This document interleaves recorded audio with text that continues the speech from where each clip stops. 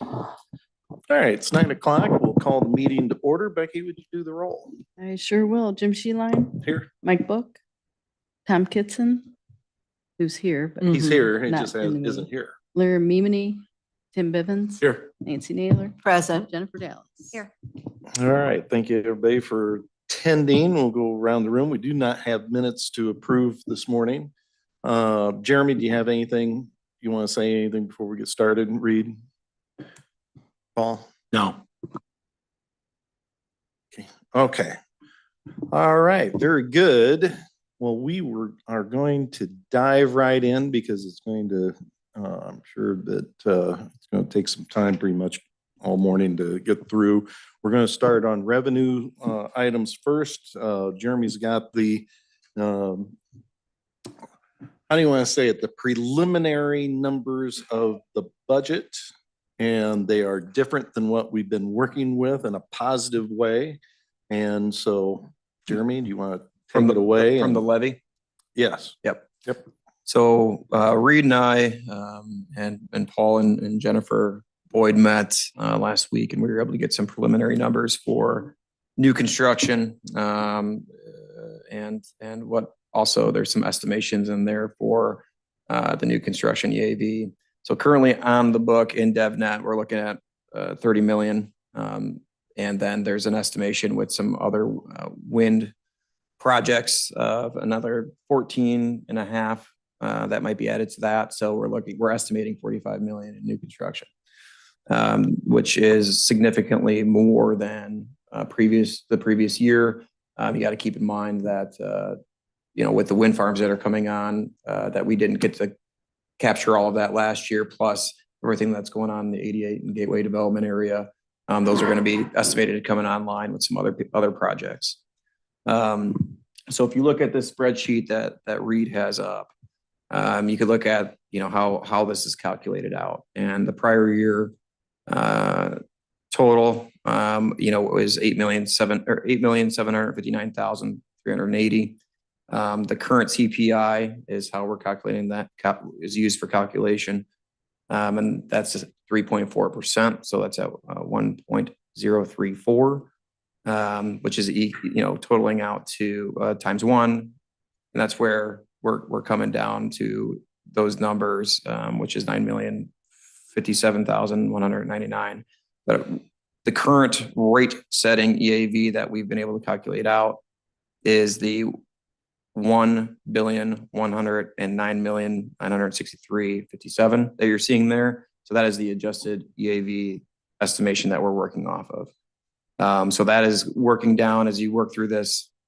Our calculation that has been provided here, we're looking at a 7.77% increase from the previous year. Now, again, keep in mind, you're not getting, we're not asking or able to tax 7.77% above. This is, we're working off the 3.4% CPI. Something you want to add to that, Reed? Well, yeah, I mean, just for everybody that was on the tax rolls last year and part of that EAV number, we are not raising rates on those individuals by that 7.7 number. The reason it's 7.7 is because we're asking for a full rate on a very high amount of new construction. So that is what is pushing that number up to 7.7, not not residences or businesses that were on the EAV rolls last year. So in the difference between the levy number that we've been working off of for budgetary purposes, what does that? So this is an increase of about 360,000. And you want to discuss how we broke that down? Yep.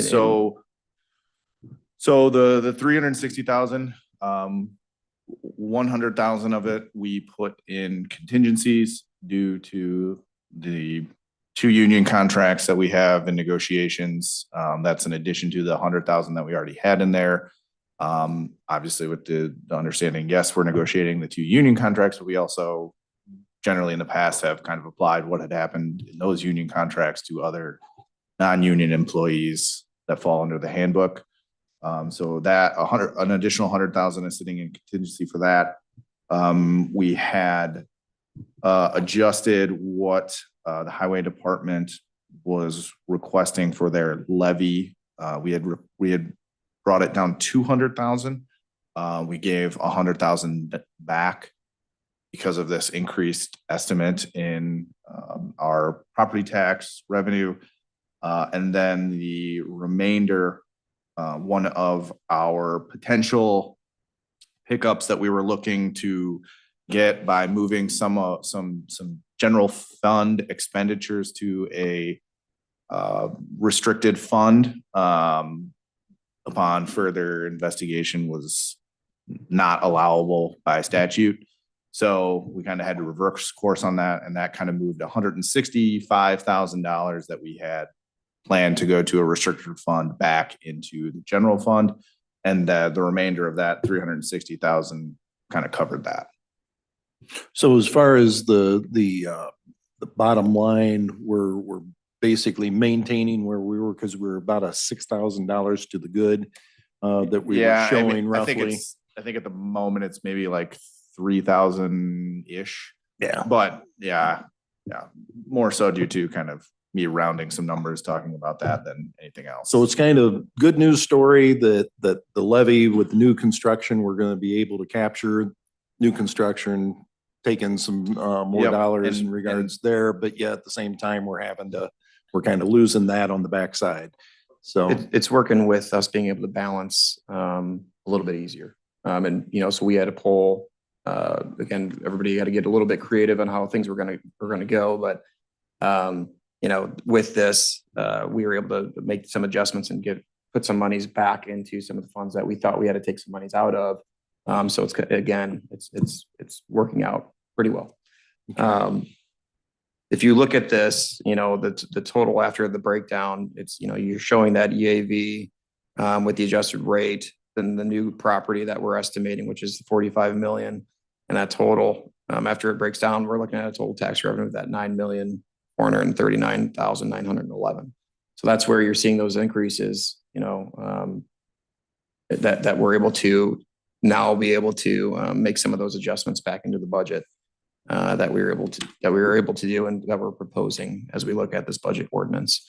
Do you want to flip over to the calculation breakout and work through that a little bit so they could see kind of the year-over-year differences? Sure. So here's kind of a year-over-year analysis of. do we have that on board? Okay, please. This was Okay. I understand. So, Yeah. I mean, year-over-year comparison, kind of what had been done in the previous 2 years. Things to point out, that CPI number, right? The last few years, we've been able to request 5% because CPI was higher than that. This year, it's down to 3.4.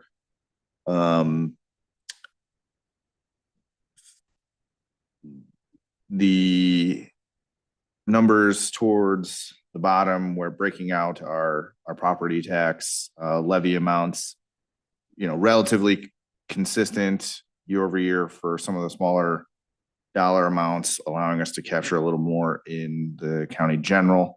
This has the $100,000 back for highway due to the increased levy, or the levy amount on property taxes that we discussed. I don't know if any questions on any of the numbers that we're presenting in this comparison. All right. The reason why we're tackling this first, of course, because we're going to be looking at all the revenue numbers for the budget, and then we're going to flow from there. So yeah, if you have any questions in regards to, because we'll be working off of that 9.4 number. So I guess I just had a question. yep, go I'm new to ahead. this process too. So the new construction EAV, so explain to me. That's an estimate. Where is it in the process that it's included in the budget? Like how far? I guess the way it works, 30 million is already in our DevNet software. So that would be completed construction coming on the tax rolls for the 2024 tax year. And the way that kind of works is for the one that we had last year, it was a very big project where 75% of that is coming on the rolls this year. Because they basically started operations on September 1st, we're only able to capture 25% of that EAV because we have to prorate it. So the remainder of that project, I think it's a 20 million EAV in total. 15 million we're going to be able to capture in tax year 2024 because it's the first full year of that project being online. So I guess I don't know any questions So- to that piece of it. So committee all needs to be clear on this. So we're under as back in 95, 97, whatever year it was, the county passed a property tax extension limitation law that the state of Illinois granted local jurisdictions or counties to, and that was limiting the amount that the tax jurisdictions within a county was able to increase their levy from 1 year to the next. And it was used in addition to the circuit breaker law that the senior citizens have been able to do, because at that time there was a large increase in appreciated value that was, and there was an outcry of too much property taxes and whatnot. So Lee County passed that. So the county, the library district, the city, all of the jurisdictions that are wholly contained within the county are subject to PTEL. The school district, because Dixon's Public Schools has some property that's outside into Ogle County, they are not subject to PTEL. So they can levy pretty much, within reason, pretty much what they want to do. We cannot. Amboy cannot. Nelson School District was one that cannot.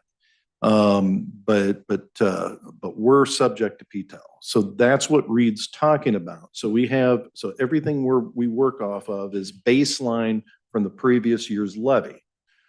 Within that law, the new construction is allowed to be fully captured once. And if you don't capture it that first year, you lose it, because then that's incorporated into your EAV, and then you're subject to the CPI. So that's why it's so important that we capture that new construction every year. It's a perverse twist to a well-intentioned idea, but it basically forces a jurisdiction to go and capture that new construction fully, or else you're losing that income and as time moves on. So I'm sorry, guys. I don't No, mean that was perfect. I mean, and again, there's the limitations of PTEL is we're essentially limited to the lesser of, outside of the new construction that we're able to capture once, the lesser of 5% or CPI. And right now CPI is at 3.4%. So that's why you're seeing those differences. Last year, what was CPI? It was over. It was 6. It's 6 something. So we were able to capture 5, the cap. Right. Right. Which plus some new construction above. Which hurts us, right? Because CPI is a measure of how much expense, what a general bucket of expenses went up year over year, right? And if we're not different than anybody else, our expenses probably went up 6% too, but we only get to ask for 5. So in this particular scenario, we kind of have to go for what we can in years when we can get it, because we have to plan for at least in this, right? 2 years, 2022 and 22, tax year 22 and tax year 2023, we weren't able to raise our revenues in accordance with how expenses went up. We were capped. And then Mr. Bivens had a question, comment. Yep. Yeah, just a thought occurred to me as a suggestion. Government tends to talk in acronyms. And the higher up you go in government, the worse it gets, like every sentence is an acronym. Yeah. And we forget that, citizens and we are live and people will watch us down the road and they're probably wondering, what does CPI mean? What does EAV mean? What does PTEL mean? Yep. We talk about it every meeting and it might be helpful for people listening that give just what do those acronyms actually, what do they stand for? I'm not looking for a long explanation because I think you've given that, but just a thought. No. Well, CPI is the Consumer Price Index. It's set by the national one is set by the Bureau of Labor Statistics. There's one set specifically for Illinois that the Illinois Department of Revenue puts out, which is the one that we are required to use in our calculation. But essentially, the way that is calculated is every month that government agency will poll individuals and get prices for buckets of goods, salaries for that companies are paying, and basically come up with a number of how the expenses are increasing or decreasing over time. So since we are in an inflationary environment, that is going to go hand in hand with that CPI number because costs are then also going up. See the other one. An EAV. EAV, equalized assessed value. That is the total value of the properties that we are levying property taxes on. It's not the fair value, but based on Illinois statute, kind of in a lot of cases, residential property, for example, the EAV is essentially 1/3 of the fair value of your property, right? So what is in this calculation is for residential real estate, 1/3 of everybody's fair value of their property estimated by the assessor's office. Right. Yep, the EAV is extraordinary complex calculation because it also takes into account the assessments. So it's kind of important for people to understand that you can have a frozen tax rate, but your taxes can go up because you may have added a garage. You may have the market value of the subdivision you live in or the home, the comparables that live around you have risen. So your home value has risen.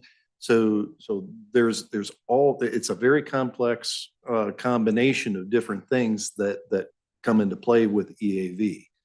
I mean, the other thing that I would say is the assessor's office is the ones putting together this calculation, but on this previous worksheet, there's this rate increase factor that would be governed by, well, I believe that's governed by the state of Illinois, or if you're looking at your tax bill, there's a equalized adjustment number. We want that number to be 1. That just means that the state of Illinois agrees with our assessor's office that they're coming to the appropriate assessed value of the property. If we are not, the state of Illinois would come in over top of us and adjust that number how they see fit.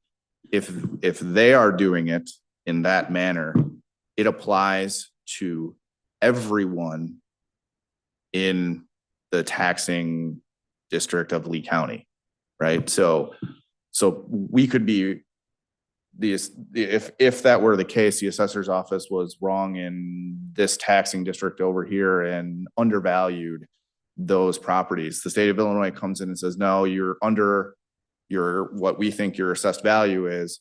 We need to raise what you guys are going to generate. And it'll apply to everybody in Lee County, not just that district that was undervalued. So we really want that number to be 1. Jennifer tries really, really hard to get that number to be 1. Mm-hmm. We've done very good at it so far, but I mean, essentially the state of Illinois can come in and kind of override us on a lot of these things anyway. Right. So- It's almost like a grade for the Yeah. assessor's office. Right. Yeah, a 100 is a A+, and if you get a multiplier slapped on, you're going to be making, if you're the assessor, you're making a lot of adjustments, figuring out where you were off and make that right. So All right. And P-TEL. Anything else want to cover? It was a good point, Ms. Bivens, that, I think it's because, even if it's one person that listens to this, I hope that we provide some insight. Property tax assessment is complex. The levy is complex. But the importance is that our budget flows from that number. And it's a little bit hard to understand, but it's a really important number Yeah, to try to figure out. And the point to that is you can't pass the budget without the levy, right? So if you don't like the levy, it means you don't like the budget. So we need to figure out, that's it all, as Chairman Sheehan just said, that is where it all flows through. The levy has to be set for the budget to work. That's right. Anything else on that? Any questions? I don't want. I think Anybody? P-TEL was the last one, the last acronym. P-TEL. So PTEL, yeah, Property so- Tax Extension Limitation Law. Yep. Is what PTEL means. And again, that's just control. It's a control of the increases of property taxes. So essentially it's capping us again at that 5% or the lesser of 5% or CPI. And that's, as you said, I think the county and other taxing bodies became PTEL in the 90s.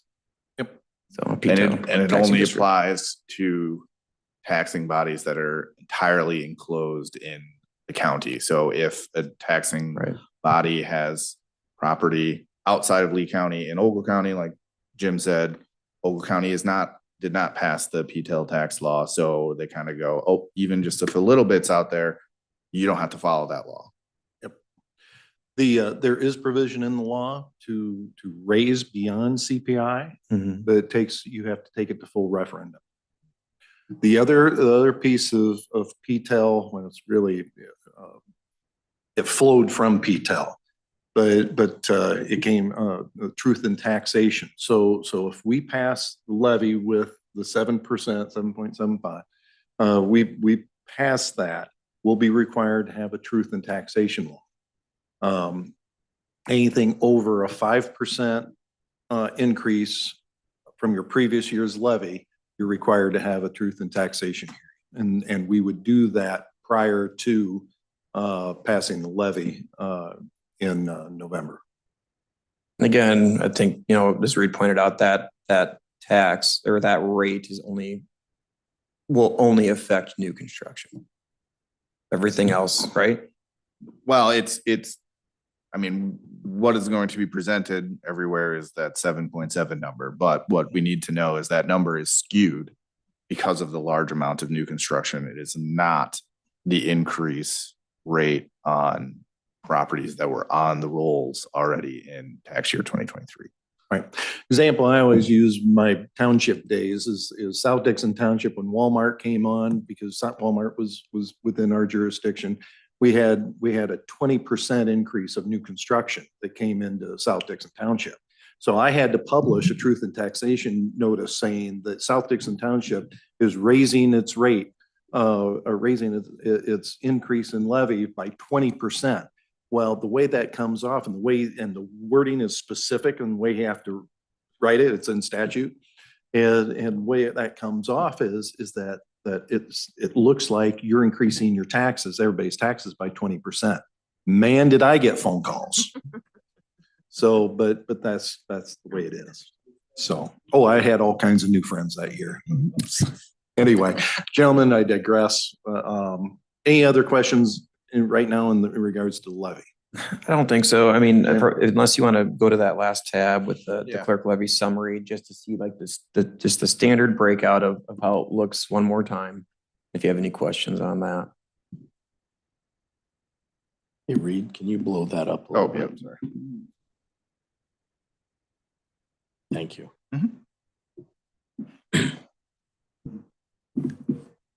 I'm gonna ask a question for you two guys, just so we're clear. The county highway says 1.1.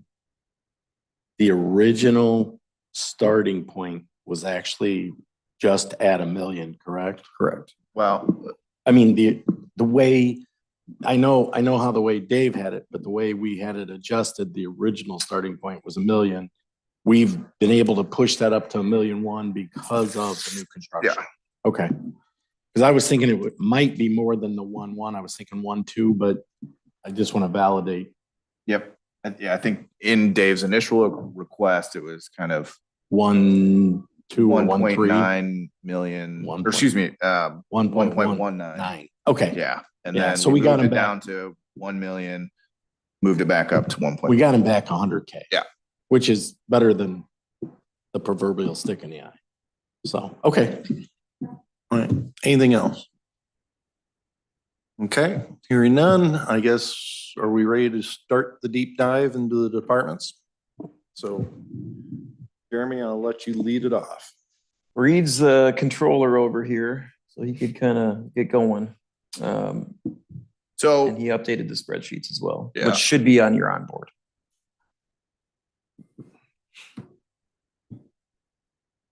So we've seen these tables before.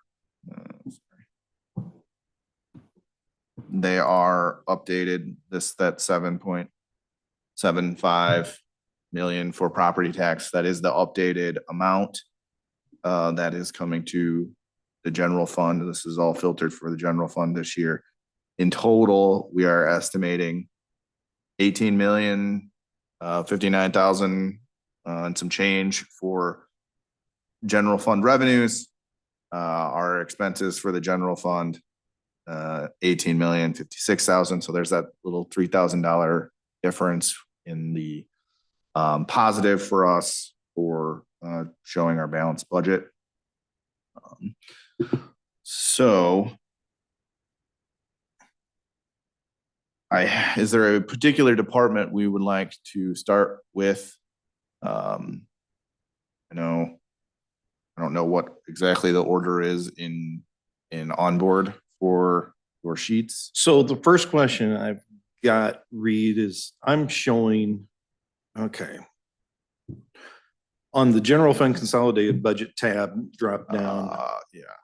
that is, okay. I've got the requested, I've got the adjustment. Am I supposed to pull that on the side? Okay. Oh, I gotta go big. I gotta expand. Okay. No, we're having some issues. in It getting- doesn't show the full sheet. is what's going on. Yeah, it's not showing the full sheet. On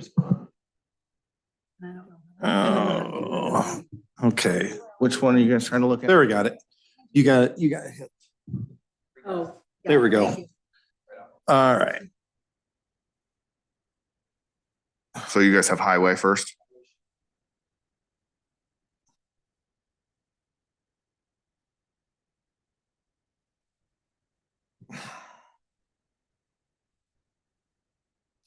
All right, I'm still wondering if we don't have, if that's not, if this isn't updated, because I'm showing property taxes fiscal year request, 7,076,265, not the other. Yeah, it looks like your sheet, your general fund PDF did not get updated on your onboard. Oh, how can we get that updated? Yeah.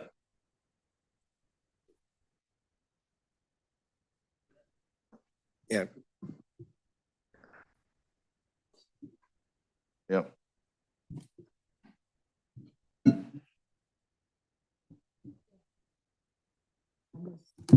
Right. Yep.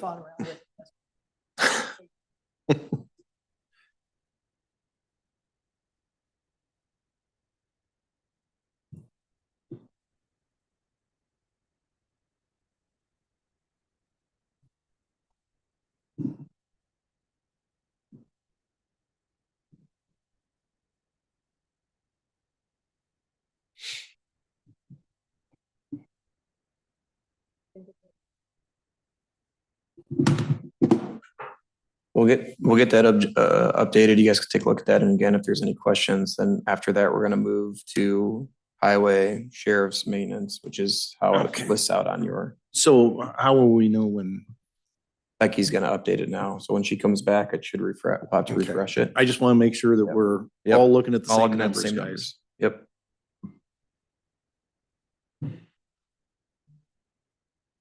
Yeah. Take a commercial break. Is that the request?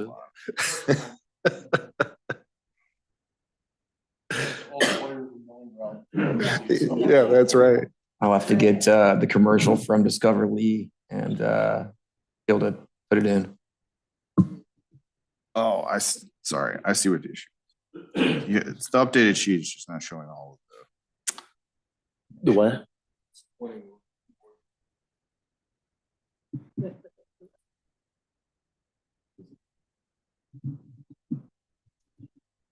I'm surprised Ally isn't with us. She's usually, I bet she's busy with the kids. Yeah, yeah. Well, she was on one meeting and she was working with the kids and had us on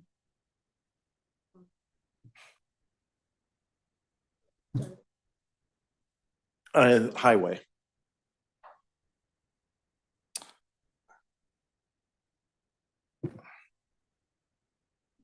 hold on.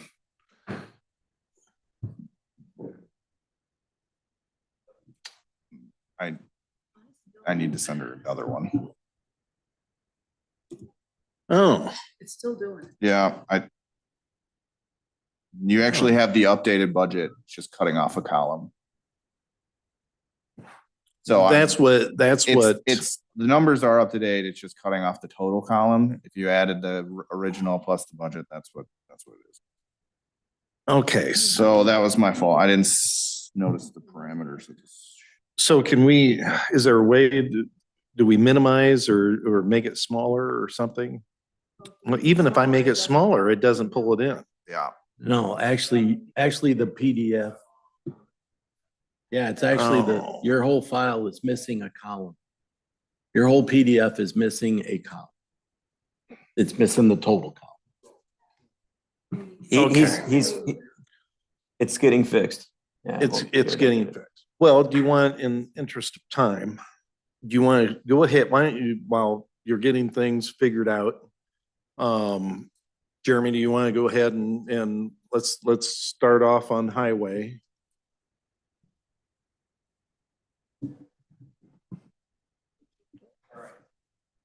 So from the highway standpoint, this is the what new we've one. created with the They're not request seeing is this this column. same breakout. If you guys see, you're gonna have to look at, well, I guess you could look over. Oh, she's got the old one up still. You'll have to look on onboard. But starting with solid waste and going down to county highway, on the far right column, you're looking at a year over year change.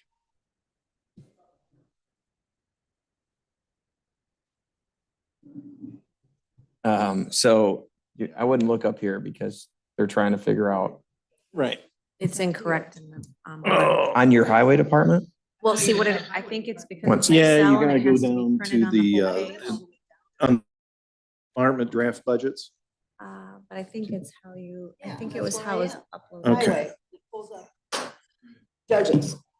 So let's And then get I out of went this. through it and I can't find it. Oh. There is the highway.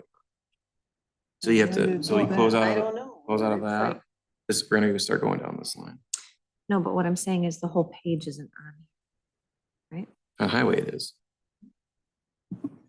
If you open, On highway, so we're just gonna go that way. Okay. we're just gonna start there until they get that. I don't even have it, Okay. right? Okay. Yeah, this is really, Highway. hers is really weird. Yeah, It's but, not. Oh, yeah, Trust me, I've been there Yeah. for 2 days. trying to Right. find why is it. yours that way? I don't know.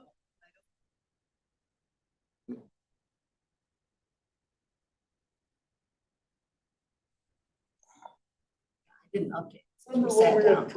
It was like that yesterday.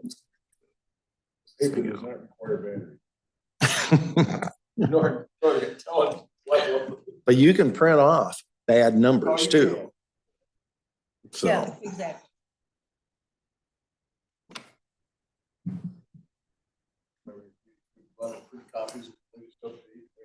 mhm.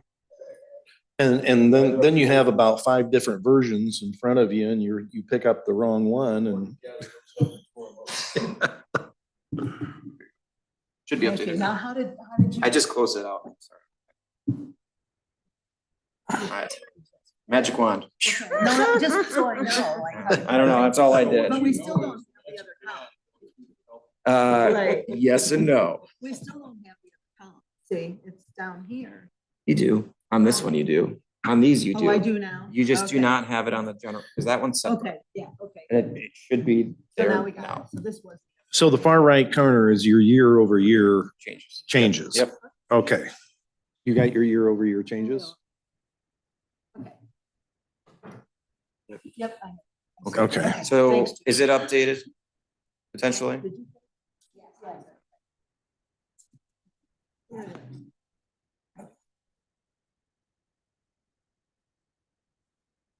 Yes. Solid.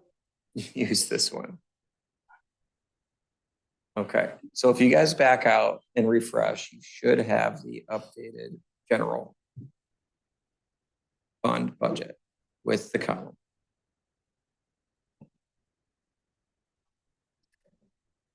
Yes. All right, so do you want to go through that? Okay.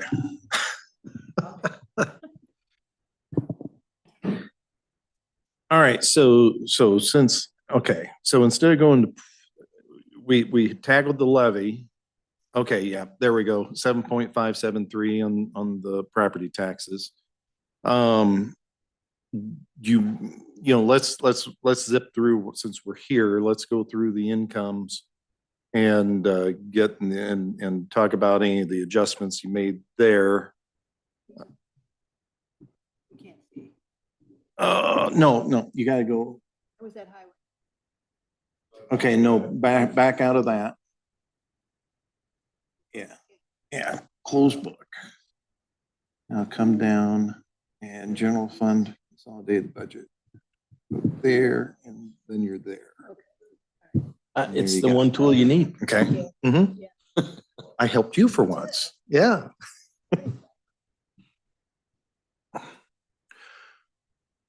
All right, Reed, let's, so you made some adjustments there. You see the adjustments in that column. Yep. Um, I guess just to be clear of what is in the FY 25 request column, that is strictly what a department had put in their budget that returned Mhm. and returned to Paul, myself, and Jeremy. So some of the time that they did not potentially include a budgeted amount for like payroll related items that they knew, we could add in with more accurate information than they could. So some of the adjustments are adjustments to their original, what they requested. Some of them are kind of, hey, this is what I added in because they wanted me to calculate their, potential payroll, or they didn't have the information on their revenue. So I added those in. So not all of these adjustments are really adjustments from what we were given. They were kind of always our estimated amounts, but they're just the ones I added in. For example, this one here for the state of Illinois reimbursements for the state's attorney's office. That was one that Charlie calculated. But I think he wasn't thinking of all of the things that we got reimbursed for. And so we added in kind of an additional amount to get to what the state actually reimburses us for, which is his salary as well as there's I think it's $3,600 a month for the prison in Dixon. So Yeah, the state is reimbursing us a very small portion. That number hasn't increased for over probably close to 20 years. That 3,000 a month, it's to take on the extra work of having the litigation of those constituents, maybe, if you want to say it that way, that are in our district that bring on some extra work. So, I mean, I guess the big adjustment that I would say that we have that has come into this budget since kind of we last looked at it the property taxes, which you just kind of talked about, newer, new construction numbers that pushed it up a little bit. The other bigger one that we've gotten after the fact, I think we've talked about it, but personal property replacement tax. The state of Illinois gave us their estimated numbers, and they're going down even further than we had projected. So that we kind of backed out another $75,000 out of that. I guess any questions on any of the other adjustments that you see in the revenue side of things? We hit all of the bigger ones. The clerk fees, that adjustment is more so to just be in line with Nancy's estimation of their clerk expenses relating to real estate tax stamps.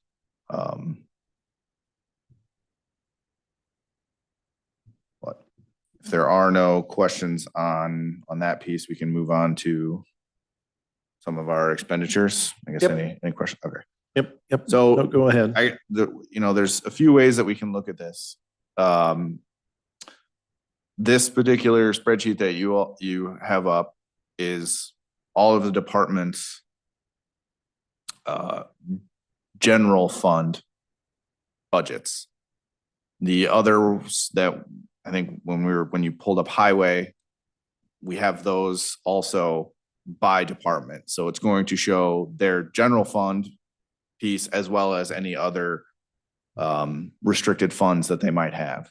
So is there a preference on looking at the general fund as a whole for everybody, or do you want to kind of go back and look at the individual departments? Why don't we look, I guess, I'd like to see the individual departments. Sure. And that way it makes sense, Yep. when we come back to the aggregate number. Okay, so then I guess if we move back to highway. Okay, now, on when you're in the consolidated budget, I can just scroll down and be at to the highway or no? Yes, but it's only gonna, well, not for highway because highway doesn't have any It's- general funds, yes, right? No general. So I gotta get out of this and then go down to the department draft budget to hit the highway. Yeah. Okay.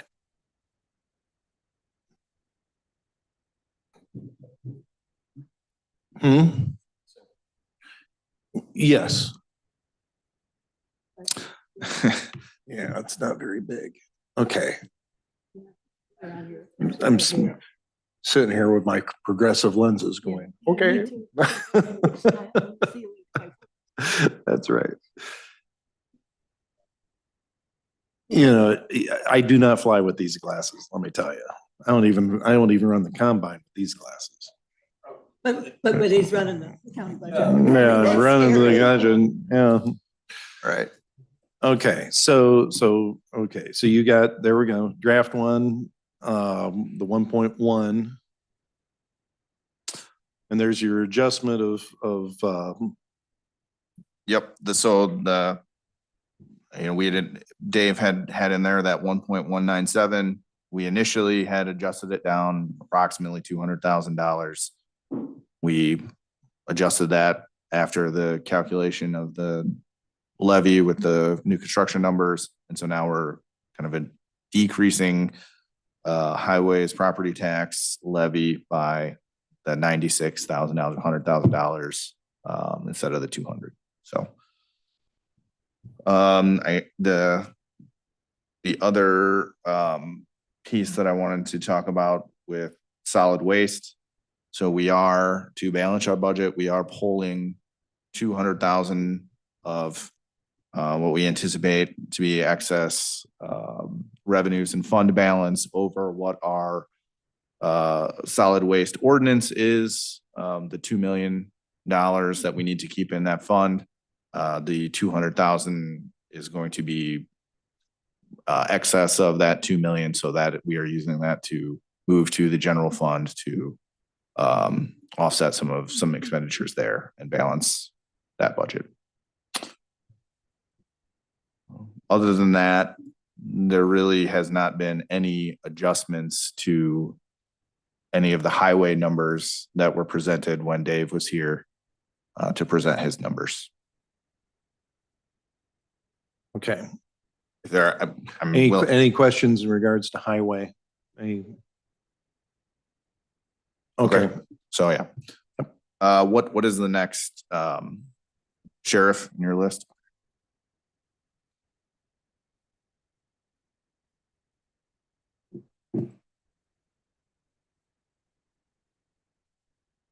Excuse me. all kinds of adjustments here. Yep. So Jeremy and I met with the sheriff. Some of these adjustments are what I would call more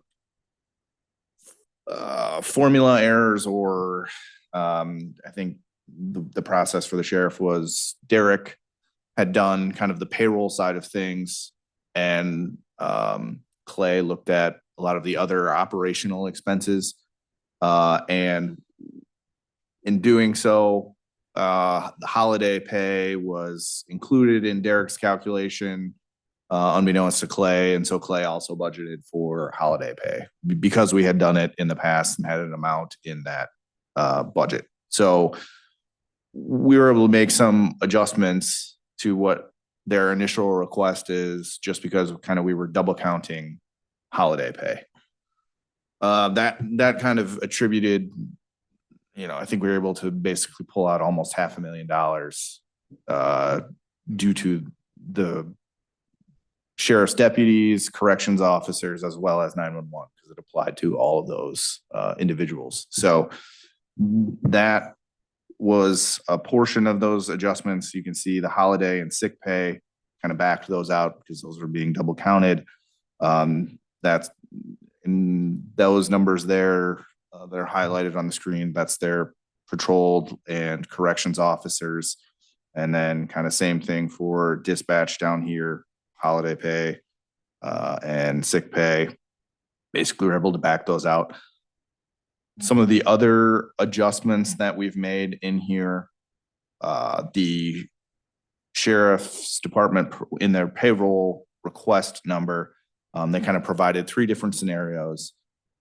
They kind of selected the middle of the road scenario, which included, I believe, an additional officer as well as an additional administrative staff member.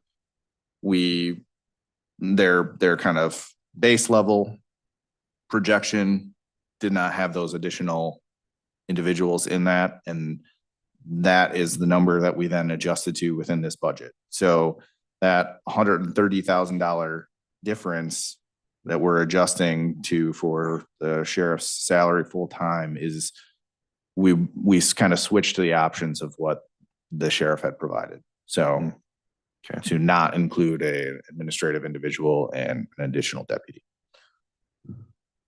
Some of the other, there's multiple adjustments. I think, Jeremy and I sat down with the sheriff. Most of the adjustments here we're talking with them on previous experience and kind of where we expected them to align at the end of this year. And kind of trying to find, where they might have over budgeted a little bit based on past experience. Just because we had budgeted for $30,000 in a particular line item the last 3 years, but we only ever spent 15,000 of it. That was, those were the instances that we were kind of discussing and said, hey, can we move this down? I mean, one in particular was, to use as an example, was their kind of clothing allowance. So Clay knows that there's going to be expenditures coming up that they need to replace some clothing for their officers and whatnot. In the discussion that we had, he's got 25,000 budgeted for this year.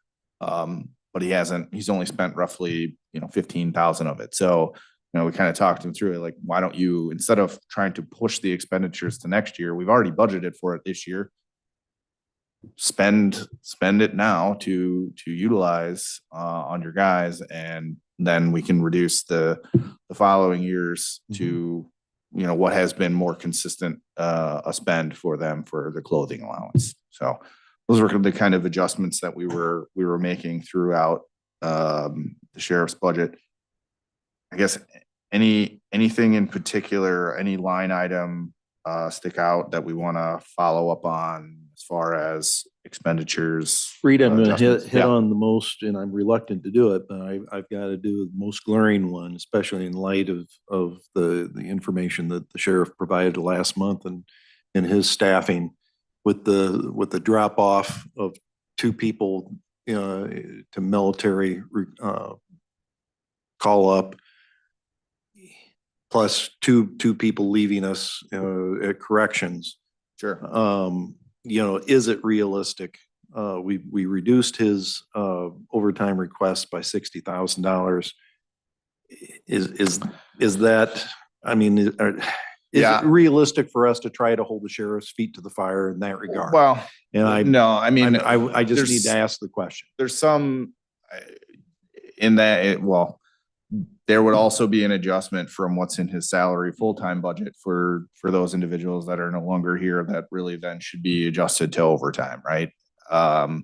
Because we're not going to, you know, if he's down those 2 people, we're not going to experience those payroll amounts in there. It's going to be part of overtime. So yes, a portion of what is in salary full-time should be adjusted down to salary overtime for the sheriff's department, you know, depending on what he foresees as kind of the timeline for replacing those 2 individuals. You know, it could vary greatly depending on the candidates that he gets. You know, if he can find individuals with experience, then, you know, it could be more of a plug and play. Not really much has changed in the grand scheme of things, but if he, you know, if those candidates aren't out there and he has to hire individuals with no experience, then, you know, we're going to suffer, you know, having more overtime, because essentially for a decent chunk of the year, you know, he can clarify, but I think it's either almost 6 months, possibly even up to a year, that those individuals need to be working under another person and can't be you know, either on patrol or, you know, by themselves. So we're going to experience overtime because of that. Remind So me again, so basically what you're saying is that with the full-time numbers in there and the people being down, it's a little bit of fungible. Yes, it's there's going to be a little bit. There's going to be, from the numbers that are right here, I mean, there would still probably need to be an additional amount attributed to the sheriff for overtime, because there's going to be some. We don't know right now because we don't know the candidates that he's expecting. But what I would say is we've recorded some of the contingency amount, that additional $100,000 that we were able to capture for the increased property tax levy. You know, that can be used for any of this for potential additional overtime because of that scenario. So I think Nancy had a question. I do have a question. Regarding that, 2 gentlemen that are off on military duty, I know we have discussed this, that the county is responsible if there's a discrepancy between what they make while they're at military service. Do you know if we're paying, or how much that is? And the second part of that question is, have you factored that amount in? Is that the amount that you're moving to overtime, or is it their full salary you're moving to overtime? well, so their full salaries are included in this number, regardless of whether or not they're on military time. So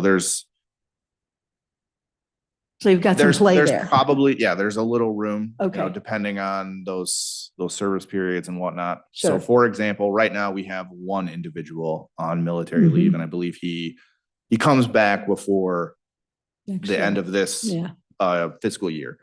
But for example, the difference is approximately $1,800 a pay period between what the military is paying him and what Okay. we would be paying him if he was working full-time for us, right? So that's kind of the per pay period cost. It changes depending on how many actual work days there are in a month. Sure. But that's so far what we've been experiencing for that individual. It's probably not going to be that much different for, I know there's another individual scheduled to go in the future. Probably not that much difference, but it could matter what their rank and position is in the military. So I don't know exactly right now what that difference might be. One thing that I had talked with the sheriff on going forward is to add a line item for military pay so that we can kind of see, hey, here's what his expenditures are for the military pay that is completely out of the sheriff's department's control and that we are responsible for. The other piece of it is there's going to be overtime that those leaves are going to lead to.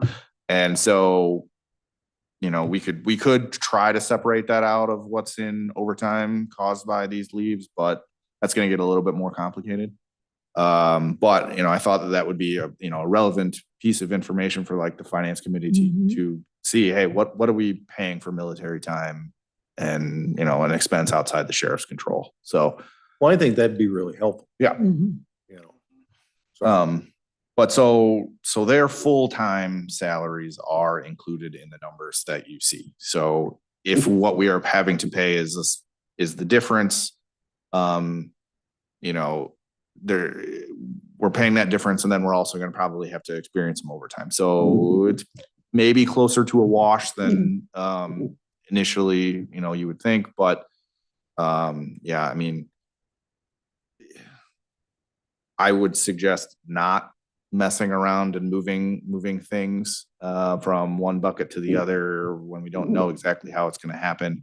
I think the thing to take into consideration when we are looking at someone's budget, sure, we budgeted a certain amount in salaries and a certain amount in overtime, but really we should look at all of those accounts in conjunction with each other to say, hey, is a department over or under budget kind of in total for payroll, not in this bucket versus the other, right?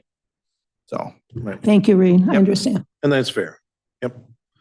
And to that point, you know, the bottom line on the sheriff's budget year over year, we're looking at 4.2 million from 24 budget, and we're looking at 4.5.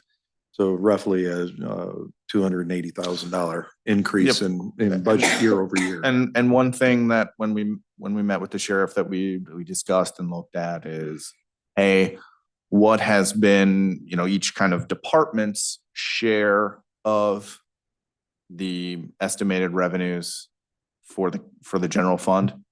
And in a year where it was going to be tight, you know, what can we do to keep, you know, each department's share relatively consistent year over year. Right. And this number basically puts us exactly in line with what they had gotten in the past, which I believe was somewhere between 40 and 42% of the general fund revenues. So. And this is also in line with the FLP contract increases. Yep, this includes all of that. Yep. Okay. Is there any specific, Tim? Yeah, Reed, you mentioned about the double recording. Was it holiday pay? Is that what you said? Holiday pay and sick pay. Okay. And you know, I don't think it wasn't intentional or anything. No, It was, I'm not even, you know, suggesting that. Yep. My curiosity question though, was this just this year or did this happen last year? I guess I wasn't here for No, that. Tim, so with a change in FOP procedure, holiday pay will now be included in the full-time pay. So we don't need a holiday pay line. So last year you had your full-time pay and you had holiday pay in two separate lines. Okay. Going forward, it's just in one line. So We'd already anticipated it in the one line, And then, seeing it blank, they went, oh, no, we need to have money. But in essence, it was already there. So that's what happened for 25. Okay, so, Yeah. so it's just this It- year that it was because of yeah, the contract Yeah, and it wasn't. it's just the okay. way the contract And changed, then the change in that. the way Okay, the that- contract changed and thank- how we can account for it. Okay, Yep. thank you. And that specific change in the FOP's contract actually doesn't take effect until December 1st of 2024. So that it was still status quo for this year, even though the FOP contracts has been in place since December 1st, 2023.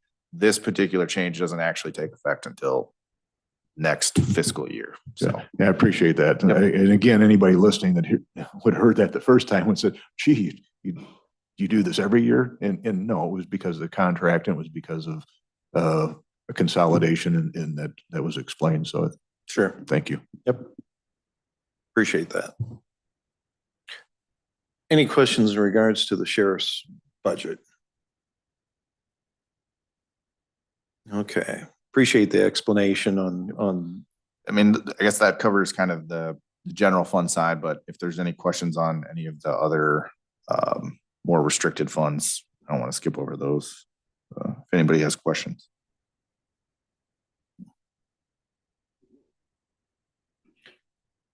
you can see the major change, there was an adjustment within the commissary fund.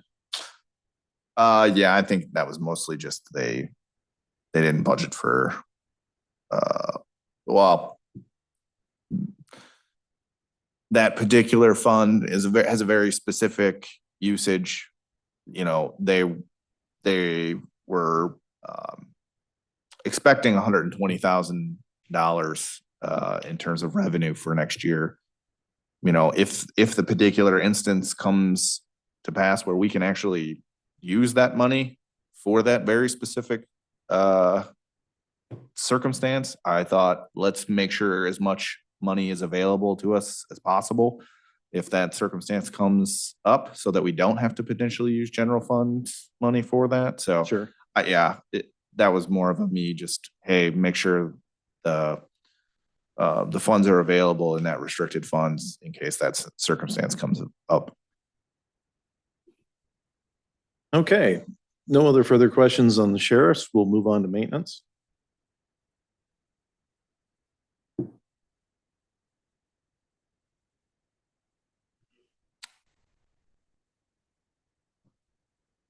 And that is page So 21, yep.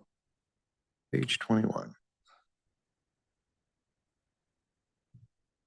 From a where we've kind of adjusted to or adjusted from since our last meeting, I think one of the things that we adjusted was the estimated salary. I calculated out based on what their kind of projections were. You know, they know that they're going to possibly have some retirements and some succession planning. You know, that was going to come about, as well as potentially an increased headcount. So, you know, I think they estimated it. I went maybe a deeper dive of, hey, what do we have as individuals? When are those expected potential retirements? And, you know, how are we going to overlay some of their replacements?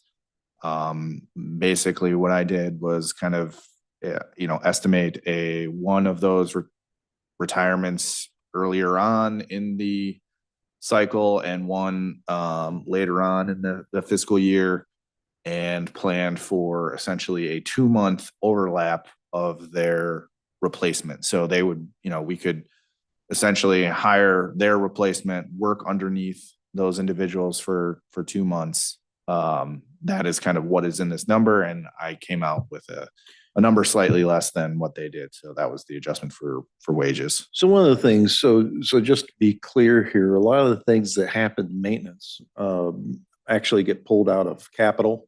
So we'll see when we hit capital budget, you're going to see the things that are kind of plugged in for what they want to do, the major projects is there. Well, for somebody that's looking at this for the first time, I don't want, you know, I'm not throwing you under the bus, Jennifer, but The question that throws out is why does maintenance have $260,000 of electricity and telephone? What we do is it used to be we hit every department with a charge for electricity and whatnot. And when we revamp things, we basically put that all in a single bucket and it got dropped into maintenance. Yeah, so maintenance for the most part will, or at least we have budgeted for them to handle, the utilities you'd expect them to potentially know a little bit more about: your gas, your electricity, your water, sewer. And I think that practice has been relatively new. I believe now the only department that is still maintaining their utilities is highway, which for me is probably makes sense because they have restricted funds, and that can be used for that. And so we don't need to use general fund money, which is where it would be from the maintenance side of things. So I think it probably makes sense to leave their utilities over there. But yes, we have, tried to consolidate some of those things. I think that's probably going to be easier for the maintenance department to pick up on potential trends of whether or not we're being, hey, we're way high in kilowatt hours, right? And investigate that particular, why did that occur? What can we fix to stop that, right? Versus, if Well, and it animal totally control themselves might not be able to pick up on that right away. So totally makes yep. it easier for us, Yeah. as the finance committee, because we look at one place instead of trying to, what's going on with the state's Yeah. attorney's budget of Yep. telephone And whatnot. another piece, I think electricity has a fairly significant increase over last year. So that, part of it is the moving everything to maintenance to their budget to maintain. But another piece of that is we have a contract. Obviously, ComEd is who delivers our electricity to us, but we have a third party contract that actually supplies that energy. And the rate went up on that contract, or the contract was renewed and it came in at a higher rate than what we had before. So 70, that was the one that kind of stood out to me, 73% increase. yeah. That's, Yeah. So the two things: one, moving some of those where they had been budgeted elsewhere before into maintenance. I think that was kind of changed mid-year in 23, as well as the increase in that contract rate for electricity. how long is the contract rate? I think it's a 3-year term. I know Jeremy has that contract. Mhm. Yeah, it was a cheap rate. Yep. Any other questions in regards to maintenance? Okay, animal control.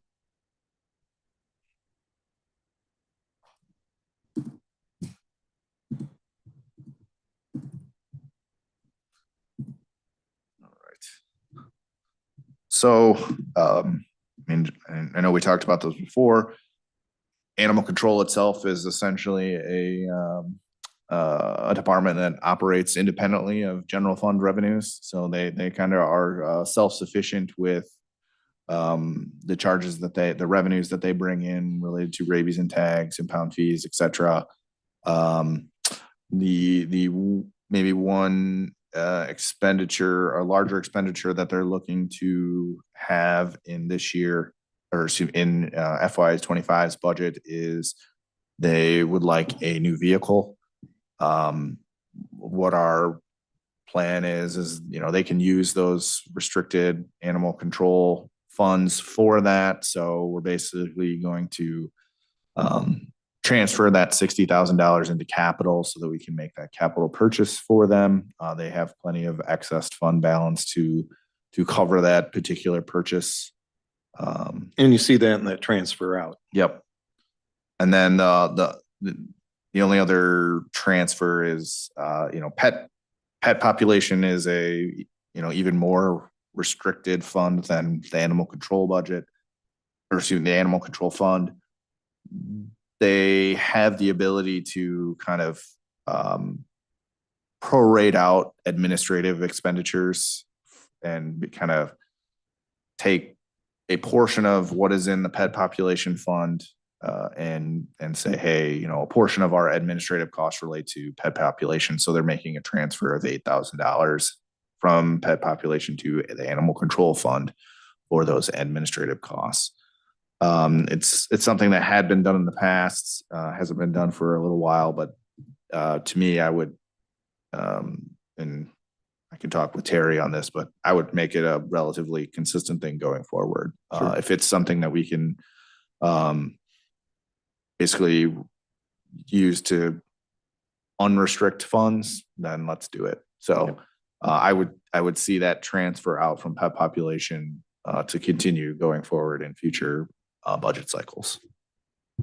Any questions on animal control?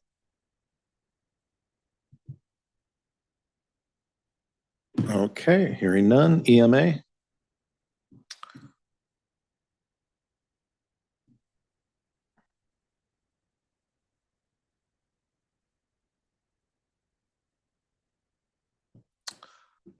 So the big adjustments that I think have come into place since we last met on EMA, I think Kevin, I think he emailed a lot of you. I don't know if everybody was on that email, but at both the federal level and the state level, it's likely that some FEMA funds are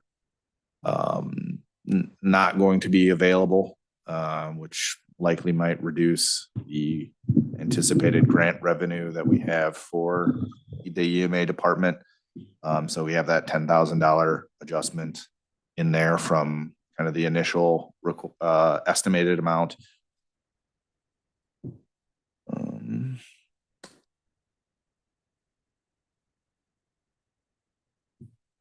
No, you know, other adjustments that were made were kind of just more, hey, past practice, you know, we haven't really spent kind of what was requested for example, the contractual amounts. You know, we had budgeted in last year for the 17,500, but you know, kind of this year and you know, we haven't quite experienced those expenditures, so we adjusted it down.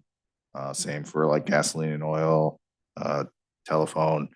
And those are the kind of adjustments that we made to Kevin's budget. The transfer in that probably had changed since the last time you guys saw that number, and you know, that basically just is a transfer to make that fund balance to zero so that we don't have a negative fund. So I think financials. The committee, we need to talk a little bit of history in regards to this area, just so everybody's clear. The EMA officer historically was a named officer, typically the sheriff. Mr. Bivens was, when he was sheriff, he was the EMA officer.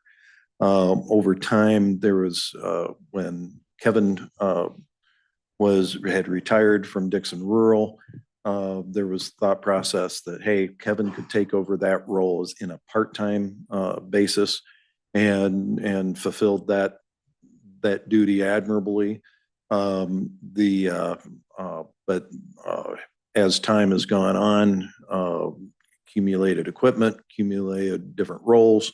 And so want to be clear, the EMA is a substantial, has grown to be a substantial cost to the county, where it was a nominal cost, now it's a substantial cost. And that's a decision that we can make. We could make when we could revert back to the way it used to be. When the sheriff was the named EMA officer, there was a stipend involved. Well, it was nominal amount, $5,000 or something, wasn't it, Tim? Something like that. I believe that's correct. You know, this is something from a policy perspective, the county board has control of this. We're required by statute to have an EMA officer. It doesn't tell us who it has to be, what it has to be. So this is an area that we need to be thinking about as time goes forward of how we see this part of the budget, how does that develop and where does it go? And that's something we need to be talking with the sheriff on a year-over-year basis, you know, what does he see the needs to be? What can the county afford? So this is where it is right now. I'm not suggesting we make any changes from what Reed and Paul and Jeremy has put together here, but it's just something I'm pointing out that we need to be thinking about as we move forward.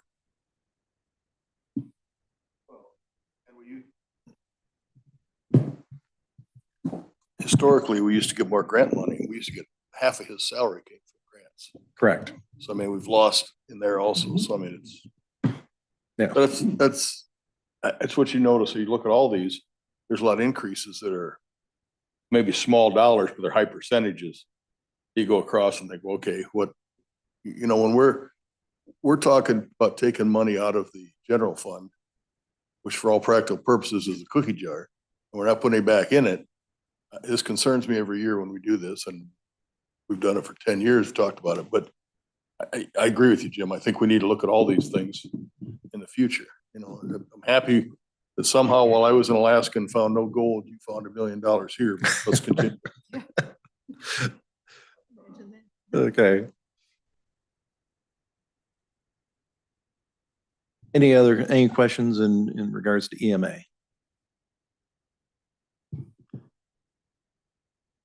Okay, moving on to ROE.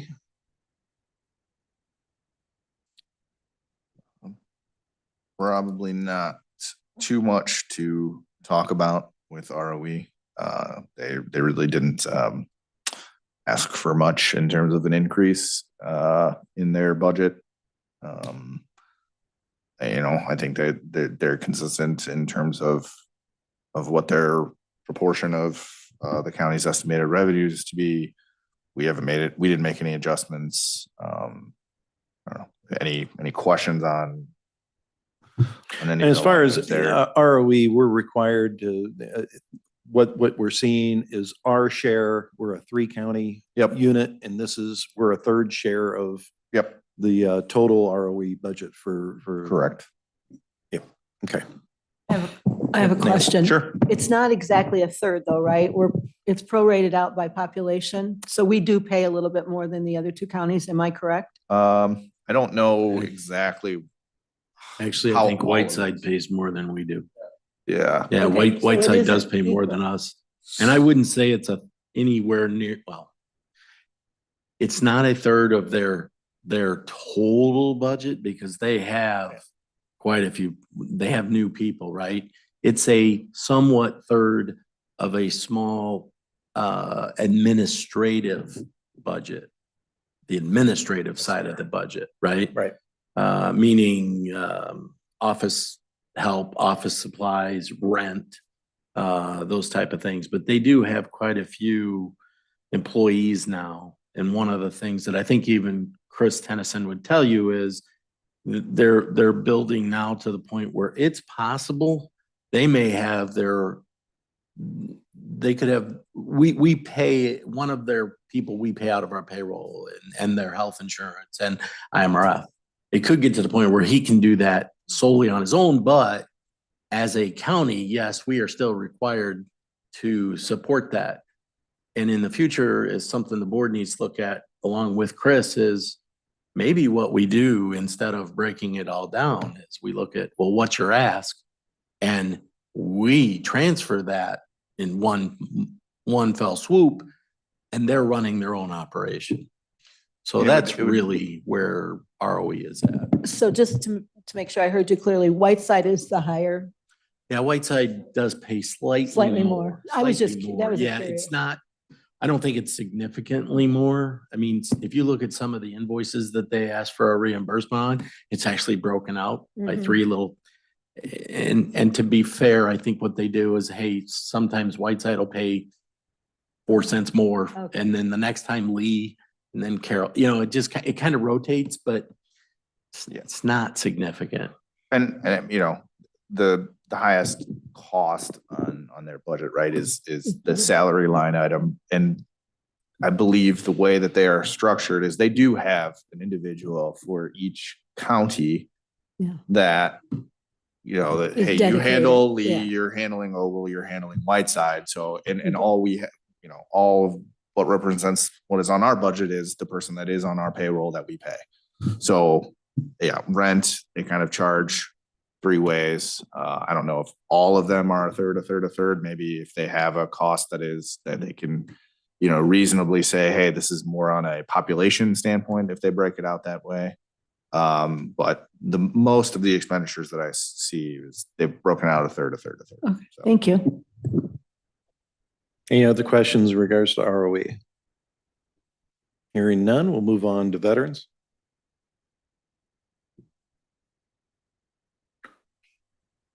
I'm trying to zip through these smaller areas so, you know, we have a little more time to, you know, get to the, well, of course, we handled the sheriff's area, so that was a big one, but anyway. Yep. Read. So nothing changed really from the initial request. Again, another similar department where, you know, their previous year budget was 38,700. They only increased $1,000. You know, well within kind of what our expectations would be for their increase in costs. So, I don't know, any questions on the veterans budget? Tom, did you have a question? Not really a question, it's a comment that we need to keep in our radar that I believe it's next year that we're going to be required to add a person there, a full-time person for further benefits. Yeah, Jim Gorman had come in and talked about that. And Yeah, the other thing that we need to be cognizant of is the property tax value that is assigned to veterans. There is a state statute that says you must have a certain value of your property tax levied for veterans. Right now, we're within that parameter. If it changes any, we'll need to change these. yeah. So Which would be a thanks so much, direct yeah, for- reduction from the general side, right? Yep. All right, move on to health department.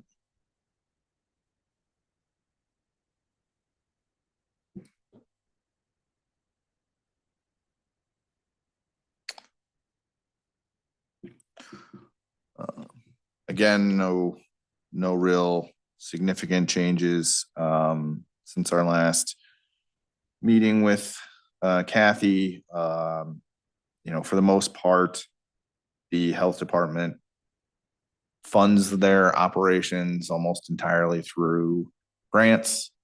We do have a transfer that we make every year from the general fund in the amount of $280,000.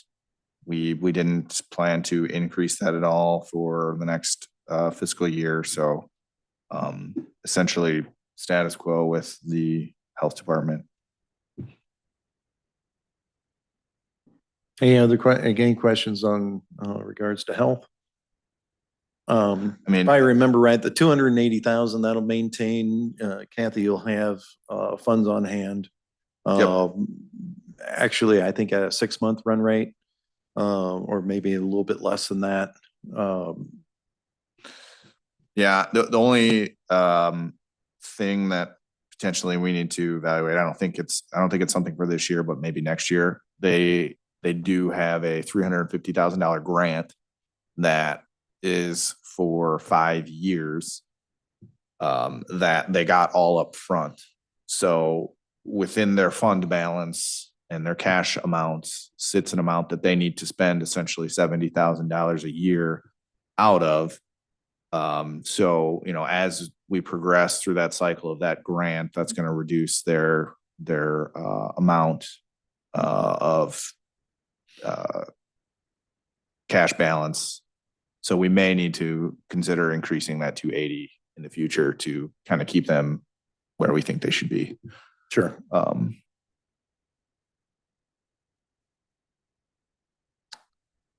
And you know, Paul mentioned with veterans how there is a, you know, statutory amount that we need to levy for veterans, right? I think it's similar to the health department in certain areas where we have to stay above a certain amount to levy for health department, tuberculosis fund. So Mhm. So I guess another commentary here. Health department, we're required, as Reed said, to levy for. We were required by statute to have a health department. They are quasi independent of us. We control their overall budget, but yet their board makes the board decisions in regards to personnel and things of that nature. So it's a symbiotic relationship between us and their board, but we do control the budget of what we provide to the health department. So in the past, we identified that the health department had a substantial amount of fund balance. We've been drawing that down over time to get that, because it was significantly in excess of almost a full year. Yeah, it was a substantial amount of money. So we've been drawing that down over time. So, but we're about to where, to get that in line, the county has a fund balance requirement of 3 months. Whether we get the health department down to that amount is something that we just need to talk about over time. So. You'd like to Alright. come to a soft landing. There you go. Good point, Paul. And to be clear, if there is a requirement like now, the thought is, well, what happens if we have a pandemic? Well, we had a pandemic. There were so many federal dollars that came into the county. They actually had more money than to do with. So we've seen what happens in a pandemic. There's other, I guess, scenarios you could create of where, but the point is, if the health department needs to be supportive from the county, we will provide that support. I guess that's the point I'm trying to make. So, any questions in regards to the health department? Hearing none, we'll move on to circuit clerk. My thought is we'll do a couple more here and then we'll take a 5-minute break, come back and finish up. Okay. All right, circuit clerk. By the way, Amy did say she's available if you guys had any questions. They're going through a significant trial today that she was over there for, but if you need her to, she could be available by phone. Okay. I think to pick up from the budget hearings that we had, and Jim, your comment about, hey, when can we use department heads look to using restricted funds when we can. This would be, the circuit clerk would be a great example of one where, she does have some restricted funds that are set up for a specific purpose that we think we can, utilize those funds that have been built up over the past few years to expend some either payroll related expenditures. For example, we know that they are going to be needing to implement a new court system. We have that as a capital request.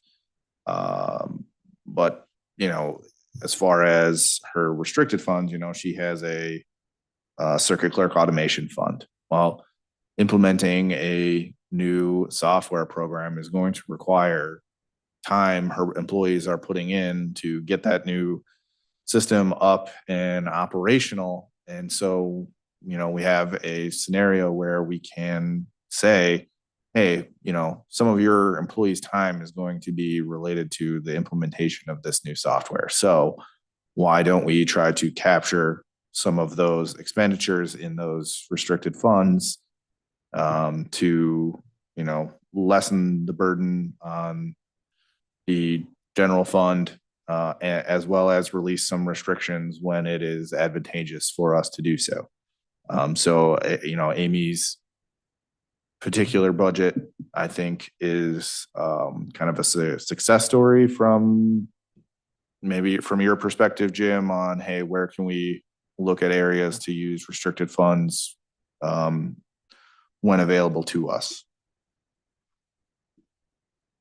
Yep, absolutely.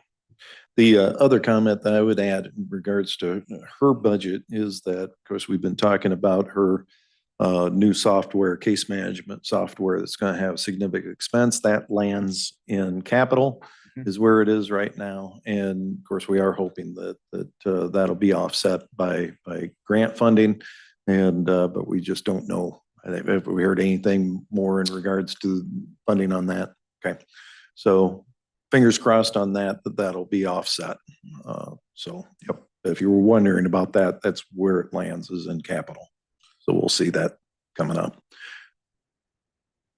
I guess one thing that Amy mentioned in a meeting that Jeremy and I had with her, you know, it maybe is not showing up this year relating to bond revenue. It's still kind of coming in. But with the Safety Act in the future, it's projected that those won't be coming in like they have been. And I think it was maybe anticipated during last year that would slow faster than it did. But I think, you know, she wanted to emphasize that, you know, in the future, so we might have some reduced revenues related to the bonds. So. All right, let's do probation and then we'll take a 5-minute break. Is there any questions in regards to Amy's area? Circuit Clerk. Okay. All right, let's do probation.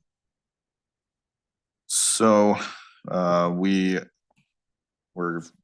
flipping on this one, right? This is Amy's was the success story of where we might have been able to use some restricted funds. Probation is one where, you know, we had an idea of potentially, hey, maybe we can use this for this.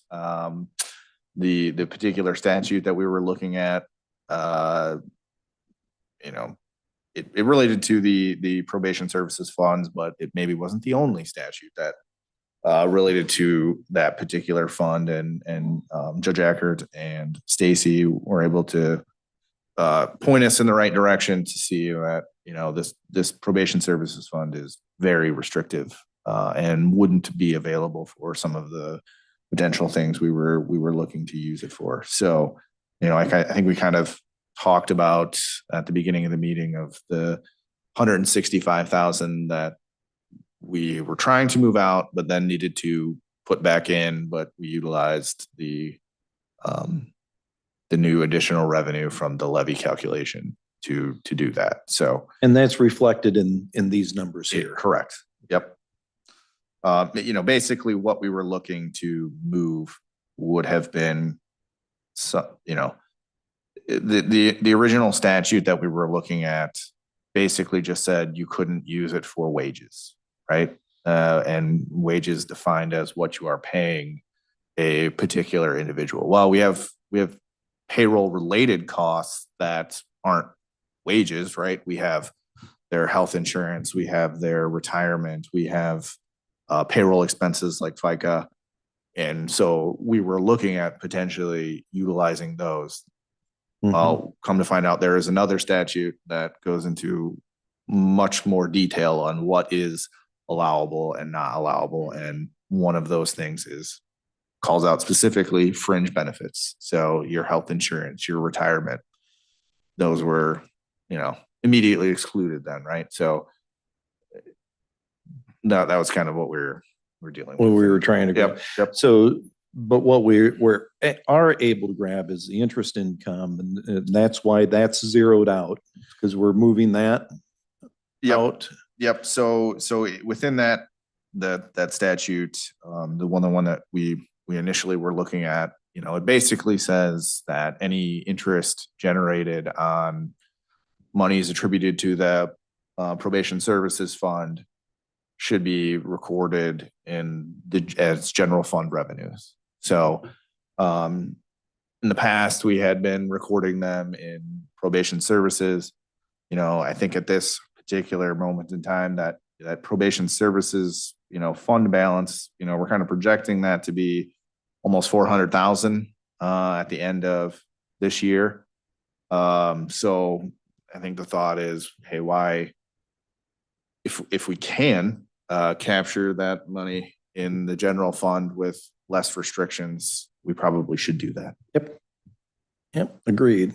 And that even with the 50 basis points the Fed took away from us the other day, it's still a significant, Yep. close to $20,000 that's coming into the general fund.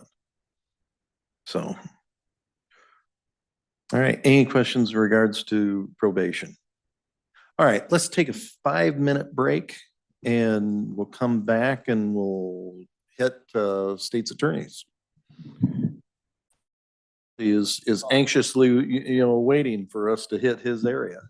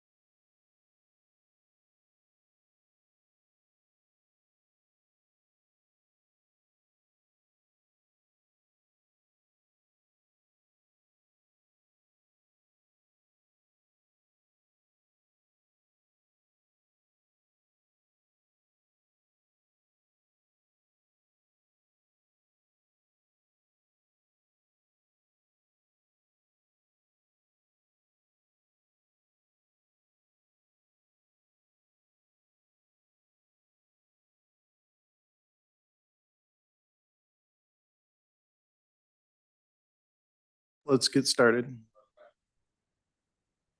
So, reconvening, and we're at Charlie's budget, state's attorney's budget. Yep. So Reed, Yeah, and we maybe made some minor adjustments for past activity. Nothing too significant out of the state's attorney's office budget. The one piece that we've added in here is another headcount for the state's attorney's office. And that has, essentially been in Charlie's budget from the get-go, but just wanted to, point that out. well, did we increase the amount because he thought he was gonna be able to hire somebody at a certain number, and that's probably not gonna happen? That's correct. We made a slight adjustment to that due to that and the need to make sure that we're it's reflected across the staff. Okay, all right. I guess any questions on Charlie's general fund budget or kind of any of the other, there's kind of quite a few other restricted fund budgets, But nothing of really significant no. amounts. So, No, and the only other request that we had that came in late was the prosecutor fund. And there's going to be an increase to that next year. So it's a small adjustment. Yep. now, Yeah. the one thing on the opioids settlement committee needs to see, you've moved a 150,000, but let's see. Well, So let's talk about the opioids. Sure. Just So, we will be getting opioid settlement revenues. We have been getting them for the past 2 or 3 years. We don't know, there's no particular schedule or anything about when are we going to be receiving these funds, and how much they're going to be. It's just kind of a random, as cases get pushed through is when we get those funds.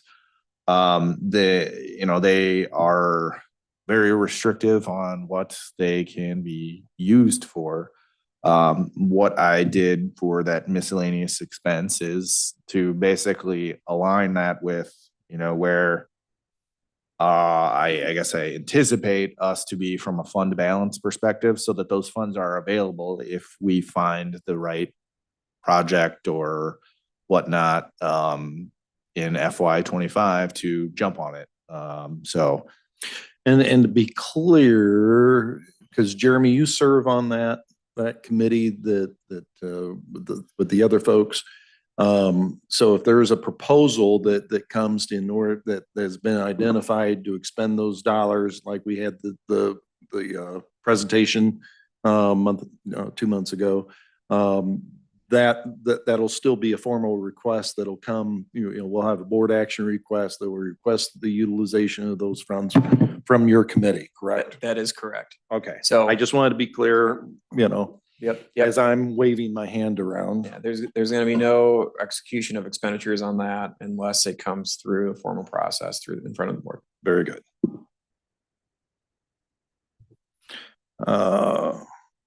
Okay, any other questions in regards to Charlie's area? Okay. Hearing none, we'll move on to public defender.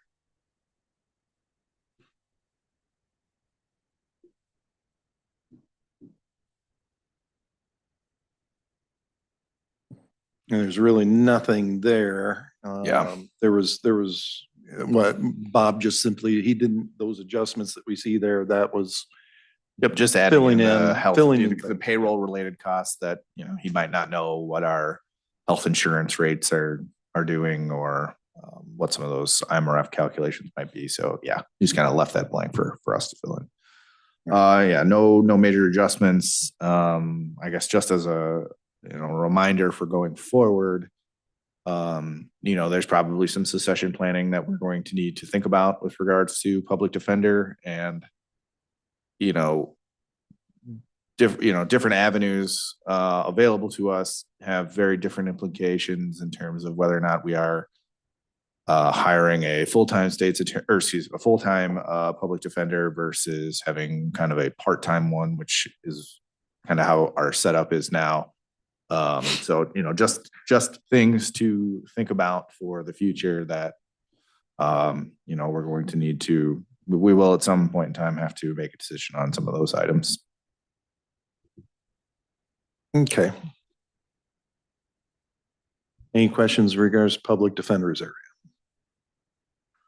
All right, moving on to judges.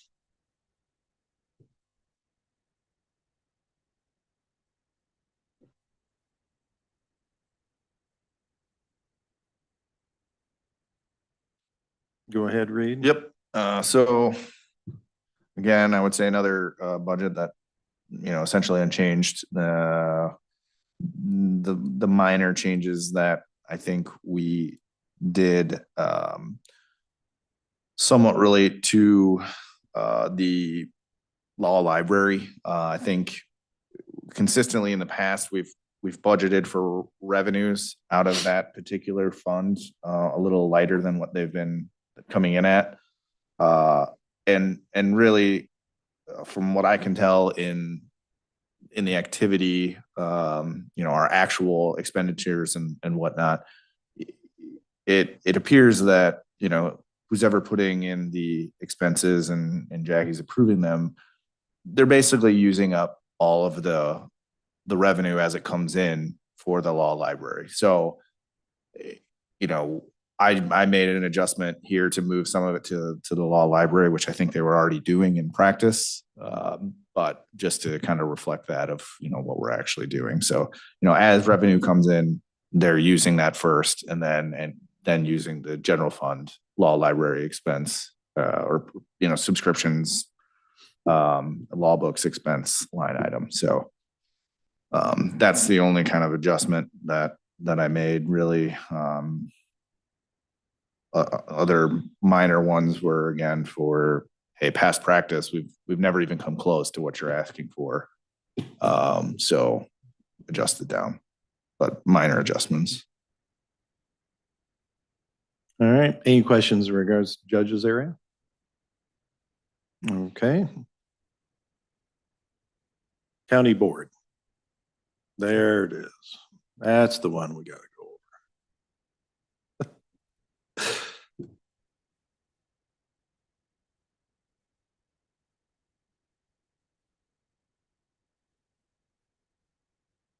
Okay. From the county board perspective, I mean, the most significant change you're going to see is the addition to salary full-time with the HR director hiring that we have proposed for FY25. So that's going to be the most significant increase. We have obviously had to make some adjustments to the fringe benefits side of that world as well. And then there is a move from grant stipend to consultants, and that's some additional grant costs and pieces that we might think we're going to come across this coming fiscal. Again, our grant stipend, the way we had it set up before was because we were paying a Lee County employee monies as a stipend to be our grant writer. That employee is no longer with the county, so now it is in the consultants line. And other than that, is we have a small bump in some supplies, and that's a build out. Well, looks like a significant bump, but it's a small dollar amount. That's a build out for supplies for the HR director office. And then we had bumped up, or that's equipment and furniture. We had bumped up our training and conference line item as well, because we've had a few board members that have wanted to take part in conferences across the different spectrum of county operations, and we want to make sure that we have the ability to do that if there seems to be a fit for either myself or an HR director or a board member to get into a conference and get educated to make sure that we're continuing to service the constituents the way we need to. Is there any questions on county board? Any questions, county board? Tim? How many counties have an HR director? A lot. It's becoming more and more prominent. We have Whiteside County. Does that have a number a lot? I don't have the exact number, but quite a bit. A lot is a lot number. I don't have the There's exact. 102 counties. Yeah, I don't know the exact number, but the majority of our immediate counties do have one. Okay, Bean. Like Whiteside, Yeah. Stevenson, DeKalb, Ogle, I think Ogle does. So these folks, I mean, it's a pretty standard practice within county government. Okay. Again, important for people Yes. listening that, Right. that we're just not Right. adding. I don't have the exact number. positions and- I apologize. But I could look that up and get back to you. Okay, thank you. Yeah. Yeah. Sounds like it. Thank you. I would also say with over 180 full-time employees, we are set up to fail without it. It's unfortunate if we're in a tight budget situation, but with that many employees and with that many different diverse opportunities, we are set up to fail without an HR person. Any questions in regards to county board? And I can agree more, Paul. We've talked about this for some time. We talked about it when we hired the first county administrator, about how that role, was kind of thought of at the time to be the HR person. And then it became very clear by those two folks that sat in that chair is that, wait a minute, this is a lot bigger job than having administrator duties and HR duties. And Jeremy, you're living it. I think you can attest that the time that you're spending on HR issues doesn't leave you a lot of time to do the things that you'd like to see done in your role. So Yeah, and that is. And I think that's an you speak the understatement. truth. That is a very honest and true statement. And it's as we've continued to talk about the growth of the county and in our operations and what we're trying to do to professionalize it. This is just another step towards that direction. So we do appreciate your support on it. And that wasn't an objection for me. It was No, I get it's you. just, Yeah. it's the questions that we get asked every day is like, hey, you added a position. What is that and why? And who else has it? And what are you doing? Right. And it's important, especially since we're live, that, people want to know what we're spending their money on. And so I think it's important that we explain that and that it is a standard practice. And it's pretty Absolutely. standard. And the thought is that this bringing in an HR director is going to continue to build compliance and accountability throughout the county, which then limits our liability and potential costs on the taxpayer. So this is something that is an investment for not just us in our own operation, but for them. I mean, another way to think about our current, the way we currently operate is we're putting a lot of reliance on department heads of wearing a second hat as a, human resource individual, and probably don't have any or much training in that particular area. So Right. this person would definitely, assist and train them for their situations that they need to deal with and whatnot. So. Well, the complexity of, the different statutes that cover labor relations and whether it's Family Leave Act. I mean, there's a host of things that an administrator position just can't, give that justice. So, And I've been trying, but not very well. And we do have probably a more complex workforce than, your standard company per se, right? We have 5, 6, 7 Right. different union contracts that all say something different.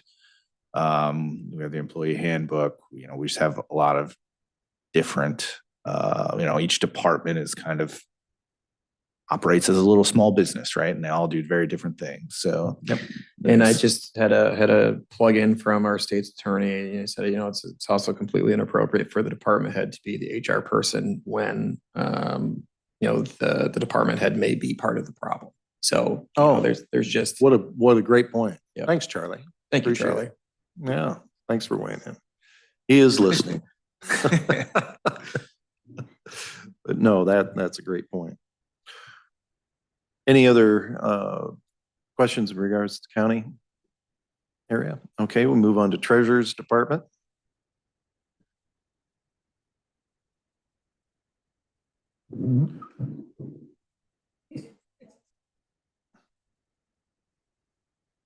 So, Reed, go ahead. Thanks, Tim. All right, so not a ton changing with what was initially requested. Maybe some minor adjustments for some expenditures that we think will actually be down a little bit, or we've never kind of experienced that level of expenditure. I don't know, Paul, anything specific that you want to point out since you're here? No, not on the record. But Obviously, there are some things, I think there at the appropriate time, there's some discussions that we'll need to have here at Finance Committee as far as the future of, of structural things. It's not really,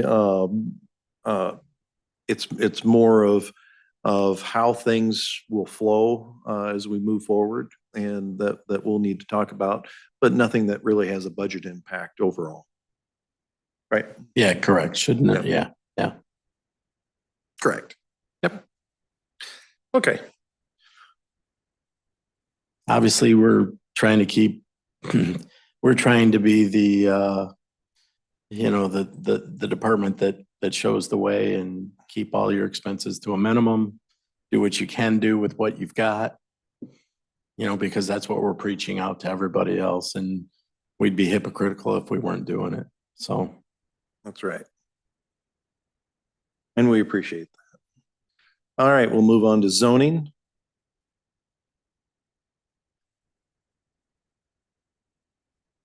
So you'll see the biggest thing there is in regards to zoning fees. We've got that significantly down from last year's budget.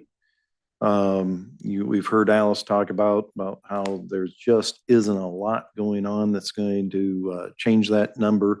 And Tom knows this better than I do in regards to when we've had a tight budget, the zoning fees are saving the white knight that have come to save the county budget, and one-time money bailing us out. And as you can see, that's not, the white knight is no longer there for us. Well, and you also need to So- keep in mind as well that some of those deposits that had come in the past, the county was able to keep those entirely. It's not the case anymore. Right. And essentially, what outside of the fees and costs associated with those permit deposits from, like, let's say, a solar project, there's a refund back what's not used, right? So that we're not collecting the entirety of what that fee might look like. So that's also an adjustment that's been happening. And all you have to do is, go back to fiscal year 21, where zoning fees was almost $1.5 million. And so it's a huge change. But anyway, I digress. Reed, go ahead. I guess another kind of thing that's on the grand scheme of things, probably not a big change to the budget as a whole, but we are kind of consolidating, two departments and or funds into kind of one, kind of had planning and then we had zoning, and we're kind of merging those to just be in one budget. So, I think towards the top of your PDFs, was the old planning funds and what they were originally budgeted at, and, kind of moving those down into the zoning accounts. So only other change that I guess I'd point out. So on the 75 on that Yeah. contractual, Yep. that's anticipating, having money there in case we do a comprehensive plan, or no, that wasn't it. Yes, remind me what that Yeah, was. so the contractual line is for the costs of our 1099 employees and contracting out a third party to potentially work with us on building code as we have to implement those in FY25. That's what those funds are for. Okay, thank you. And it, you know, had been planned for in the previous years in planning. You know, it's basically just being taken out of planning and moving down into zoning. Okay. So All right. Any other questions in regards to zoning? All right. Assessor.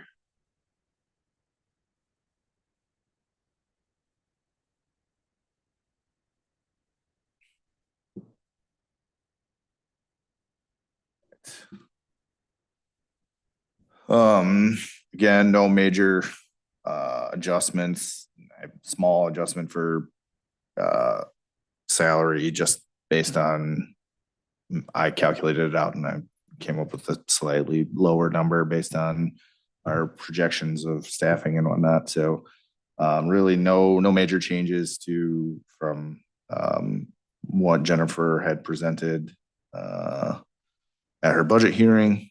I guess any questions on anything that is being presented?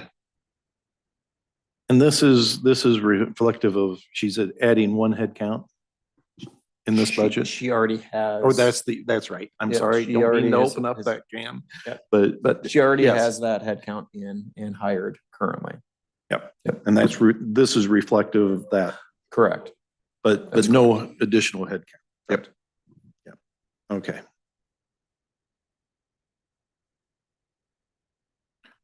All right. Any questions there in the assessor's area? All right. County clerk.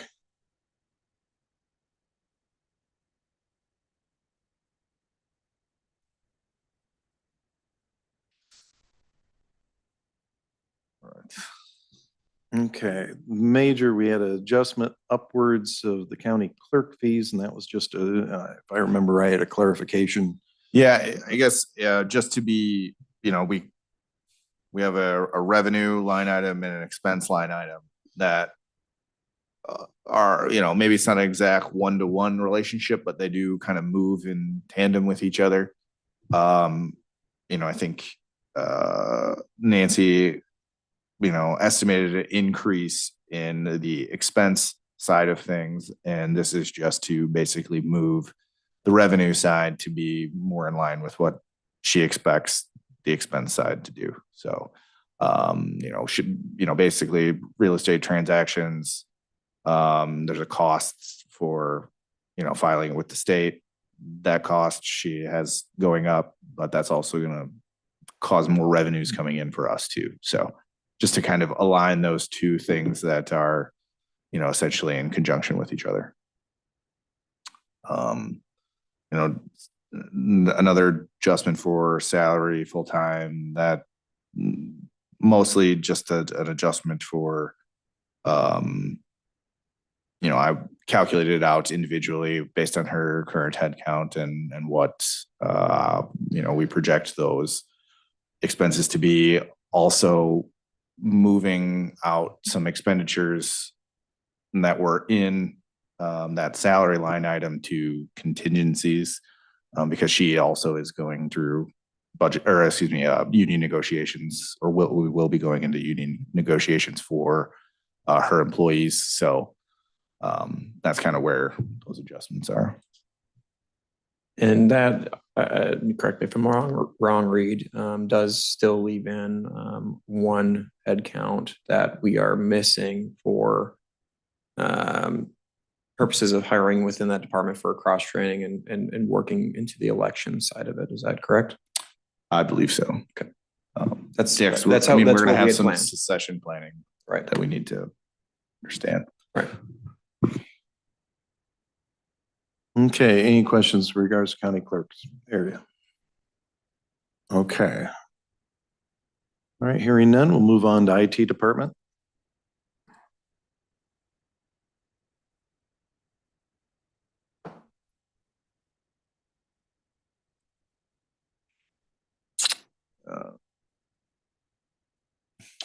Again, nothing too crazy, trimmed a little where I thought we could with regards to where our past spending had been. But yeah, and I guess any questions on, you know, obviously, you know, I've been talking about the salary line item and adjustments I've made, but I went into departments, their head counts, their actual employees and kind of recalculated them, you know, so I made small adjustments based on where I thought they'd land up. So. Okay, any questions in regards to the IT department? All right. And the last department head is the coroner.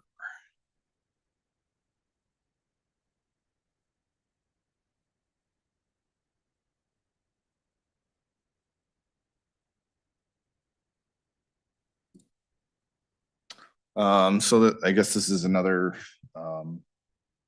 one of our success stories where I think we have availability to use restricted funds, that we haven't been in the past to kind of offset the pressure on the general fund. You know, we have the coroner's fund. You know, as of right now, kind of we estimate a fund balance of $80,000 at the end of FY 24. You know, it's kind of estimated to bring in 30,000 in revenue. So kind of that particular fund can be used for, if I'm remembering the statute correctly, it says, you know, equipment and forensic cost as well as any other operational expenses for the coroner's office. So yeah, utilizing some of those restricted funds where we haven't in the past. All right, any questions in regards to coroner's area?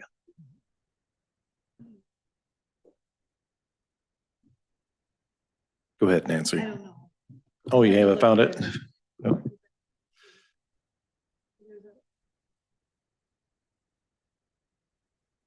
Are you thinking of the $40,000?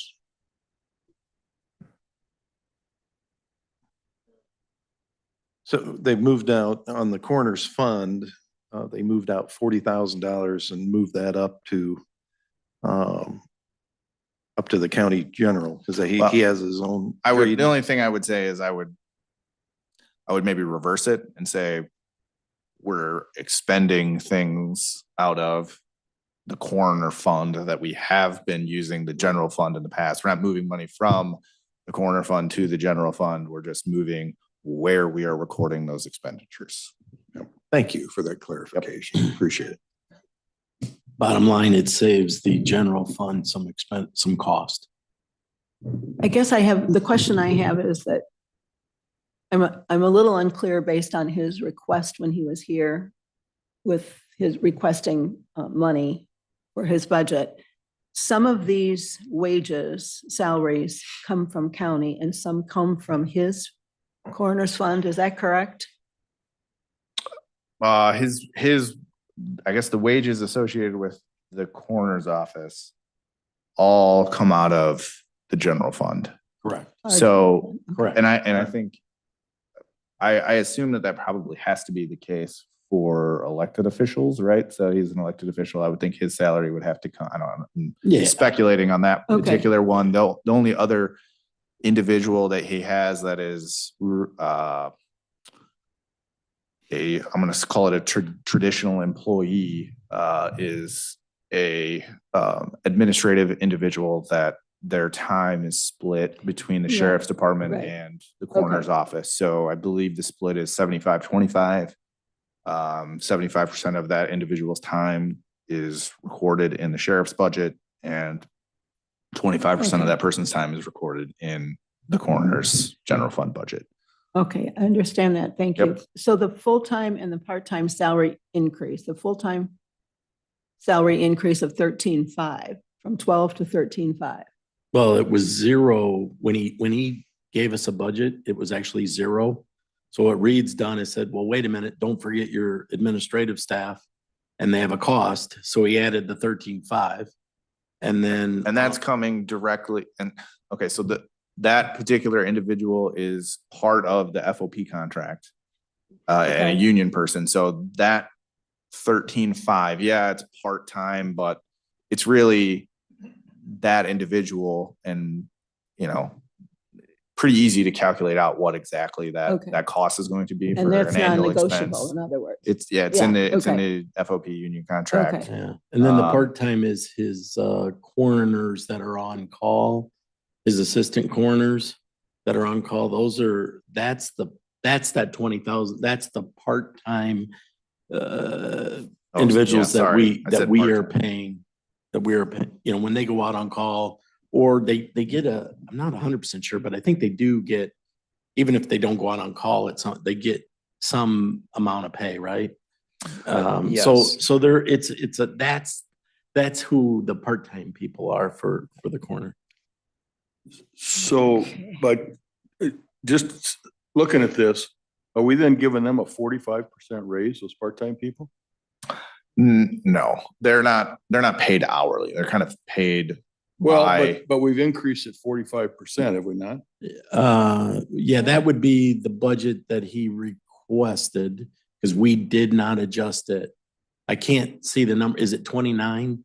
Yeah. Went from Yeah. 20 to 29. Yeah. So our yeah. our current run rate's looking around $23,000. We made an adjustment to try to capture, I do believe it was a small increase, because they get paid a per day scenario, and then there's an hourly adjustment on top of that.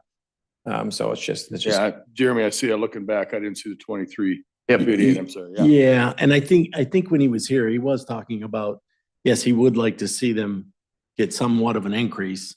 I mean, when you look at the overall scheme of that, when you're working with the smaller numbers, any increase makes the percentage look a little more dramatical than it really is, I guess. Okay. But yeah, that's what that is. yeah, and I, this isn't like, it's kind of a per day and kind of, Right. this isn't someone that's gonna be, it's a consistent amount that we can anticipate, right? It's kind of, hey, how often do we need to use these people? We don't control when there are Well, I think they're on accidents call or every things like weekend. that, so. Somebody on call every weekend gets paid. So it is, I mean, it is. Yes. Somebody gets Yeah, called okay, out. no, Yes. It is 2 days. I was looking at that percentage and just, Yeah, it kind of you throws say, oh you. boy, with- where's that go from here? Yeah, like, it kind of and- throws you and with that smaller number. Based on our run rate, right, we kind of under budgeted for last year, based on activity, not, strictly what we're paying someone. Thank you. Yeah. Yep, thanks. Any other questions in regards to the coroners area? Hearing none, now we'll go on to capital. And that'll wrap us up. So let's go through capital budget. So last meeting, we kind of went through a line by line deep dive. Nothing has changed since then. But again, the majority of this capital budget is going to fall under our facilities, right? So we have facilities, continued projects, general upkeep. And that's where a lot of this is going to be absorbed. So you could look at this where these are projects, again, keep in mind that these are projects that we are planning for. It does not necessarily mean they are going to be executed in FY25. As you can see with the remaining budget, there are rollover projects, right? So there's monies that continue to roll over budget year because these projects aren't executed on. But we still need to plan for them and put them in the budget process just in case we do have the ability to do that. The next jump is we have some site work that again is rollover from the highway. Then there's the body cams for the sheriff's department. So again, it's another carryover. There's the big ticket item here, and that's that circuit clerk case management software. So we have to budget for $1 million. We are hoping that the court systems is going to get a grant for that.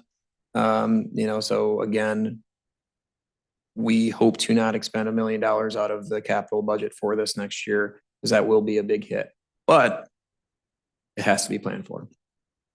The next couple you see are just some, again, that health, where it says health, that's really going to go under maintenance for FY26, but we have it broken out this way. These are just future projects that you could see scheduled out down the road. And then in working with the sheriff's department, we have been able to kind of mitigate some of the costs up front for some of these projects and some of his needs and schedule that out to make sure that the costs are spread out over a couple of years instead of upfront, knowing that we might have this $1 million expenditure upfront. Other than that, there's, the kind of some standard IT things that we were planning for. And then there's the highway dump truck and pickups that are costs that are going to be incurred next year that it's been orders for this year that we just haven't been able to make good on. But if you look at that number, I mean, obviously, it is not sustainable to say we're going to spend $5 million out of the capital budget next year. We understand that. That is not, we expect that to not happen, but still has to be planned for. So I guess the main thing the squad cars in the sheriff's area, that's was a change from the original request. We've kind of, we've well- moved and stretched that out.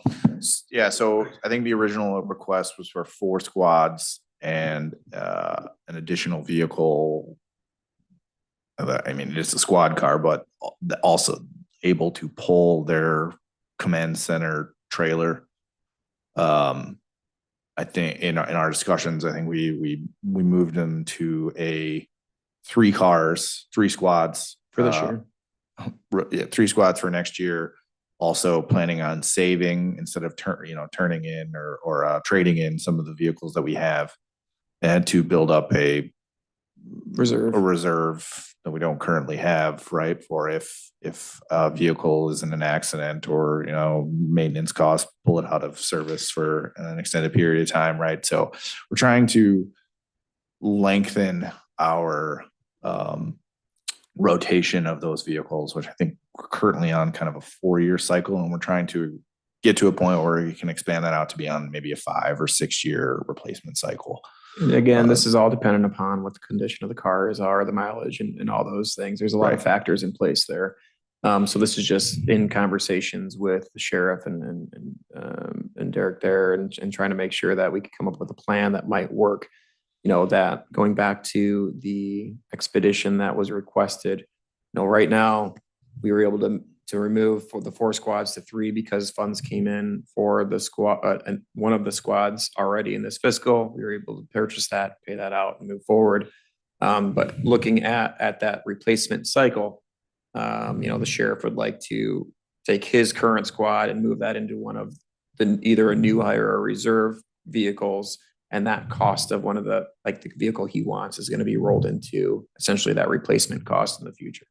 So we're trying to work out that system a little bit better where we can get this figured out.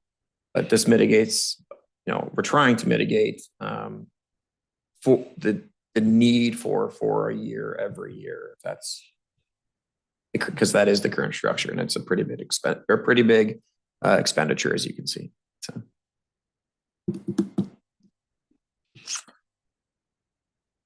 All right, so any other questions, comments regards to capital? I just had a quick question. Yeah, So go I ahead, see here, Jennifer. and maybe you address this, but Jennifer, in the mic. yeah, Yes, it's on. thanks. Yeah, you gotta Sorry, it's get a not little close closer. enough. Sorry about If I that. don't hear a little reverb, that means you're not getting picked up. Okay, apologize for that. So just quick question. So I see here for fiscal year 24, the remaining budget, the 3.6. Did I miss what the fiscal year 24, the total budget for capital? Did I miss that or? I can What would pull that that up here number real be? quick, what we had for our total fiscal or our total capital budget for 24. And I can pull up the one that has Perfect. our current balances too. Yeah, that'd be great.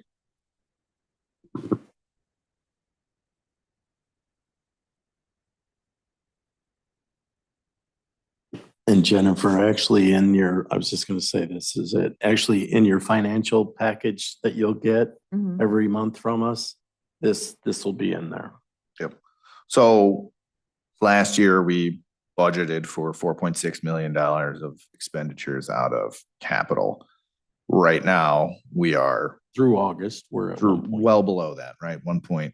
1.3. Part of that, I think, was an initial thought that we would expend more out of capital for the HVAC project over at the Lee County Services Building, and we kind of changed course and used a greater amount out of ARPA to get those funds expended Yes, within the limits of the ARPA grant.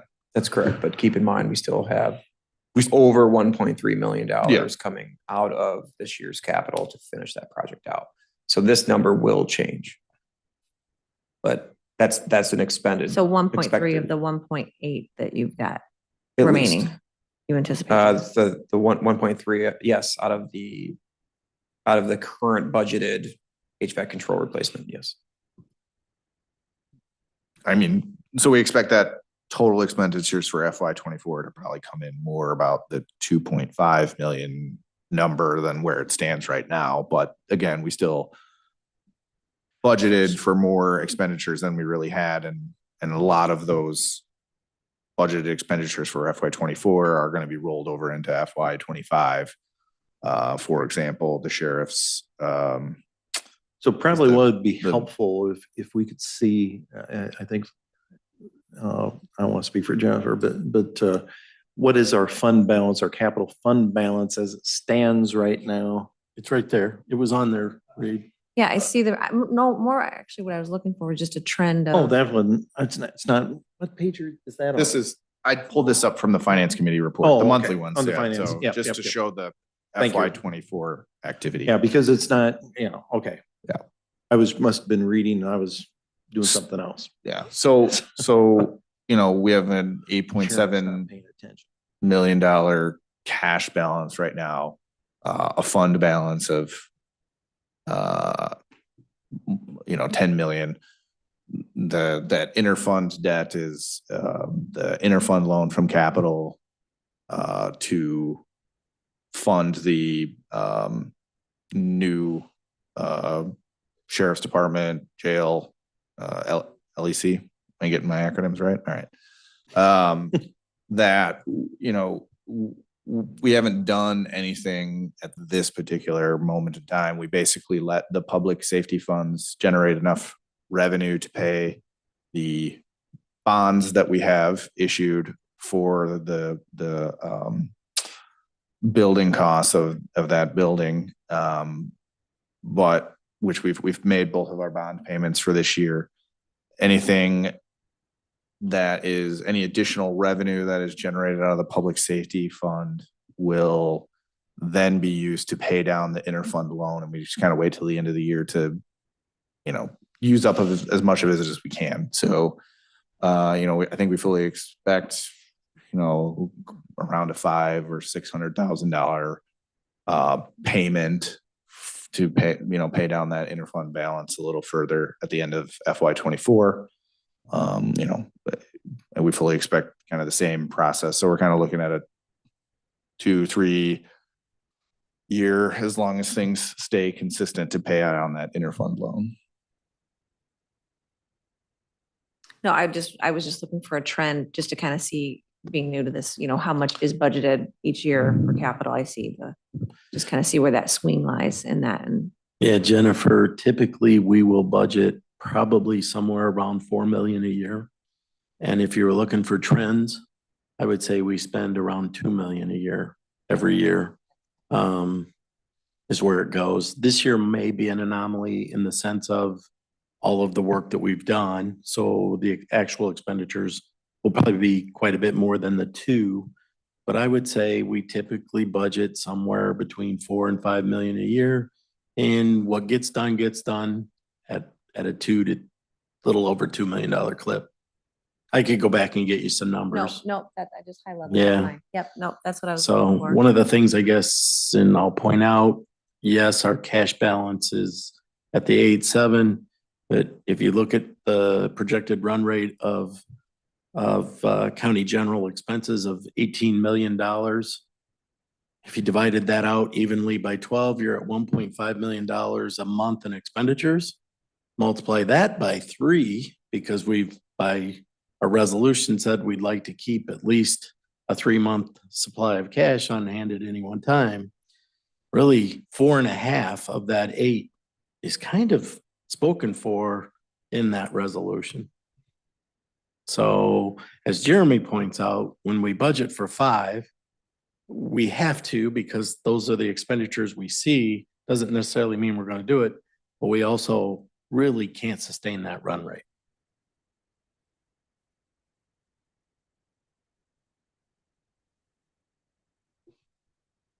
Okay. No, thank you. Thank you. All right. Well, any other questions in regards to capital? All right, hearing none. So you want to pull up where do you see as far as the where we end up? Yep. Well, I mean, I guess it would be like the general fund one, right? That's, yeah. So that's the one that we were reprinting out, but this is the format that's on the screen, which was the one that we had a hard time getting a hold of this morning due to my error. This is essentially the format that we present the ordinance that we get that gets filed at the end of the year. So I don't know if we want to kind of scan through it.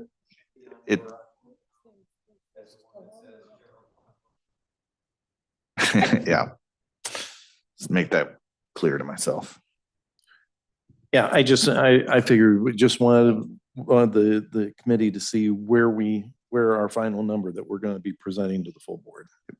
And you know, we went through department levels, right? And obviously it included their general fund. Here is just a consolidation of every department's general fund budget, all consolidated, and kind of the revenues that are attributable to those, as well as the transfers here at the bottom that we are planning for, right? So we can see the transfer in from capital of 200,000. We can see the transfer in from solid waste for 200,000. We can see the transfer out for EMA. But yeah, public safety, you know, essentially we pay the bonds out of general. So, you know, every year we move, you know, our bond payments 1.016 million a year. So I think your bottom line, Jim, is the 3,000. I can't see the approximately 2,680. 2,680 is a balanced Lee County General Fund budget for 2025. This is all revenues, all expenses, all transfer ins and outs, with a balanced budget. So we're required to show a balanced budget, but again, as we continue to point out, even with all the adjustments with the increase in levy, we're still taking 200,000 out of solid waste, and we're taking 200,000 out of capital. And I think that's something we need to keep in the back of our mind. You know, as to Tom's point, you know, it's a wonderful thing that we were able to close the gap and get that $1.5 million deficit down. But there's, you know, we always seem to have challenges within the county budget. We always seem to be able to, you know, meet our needs, but you know, we have to continue to be resolute and on top of where we're at and understanding what our trends are. So I very much appreciate Jeremy and Reed and Paul of helping us work through this process. It's always a challenge, and that's why Reed gets to make the big bucks. And we really appreciate, you know, this is your first budget with us, Reed, and really appreciate what you've been able to do for us in this regard. Happy to be a part of it. So anyway, I guess I'm going to ask for, is there any other questions in regards to the budget? Anything at all? General questions, specific questions? Anybody wants to kick out? If hearing none, process from here goes, we do not take action at this meeting. We'll take action at the Finance Committee meeting, where we will recommend this budget to the Executive Committee to be placed on the agenda for the full board in the October meeting. And then late over 30 days, and the county board will, the full board will adopt the budget and levy ordinance at the November meeting.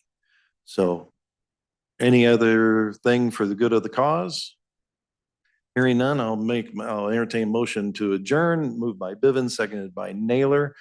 All those in favor signify by saying aye. All opposed, motion carried. Thank you, everybody. Appreciate your patience.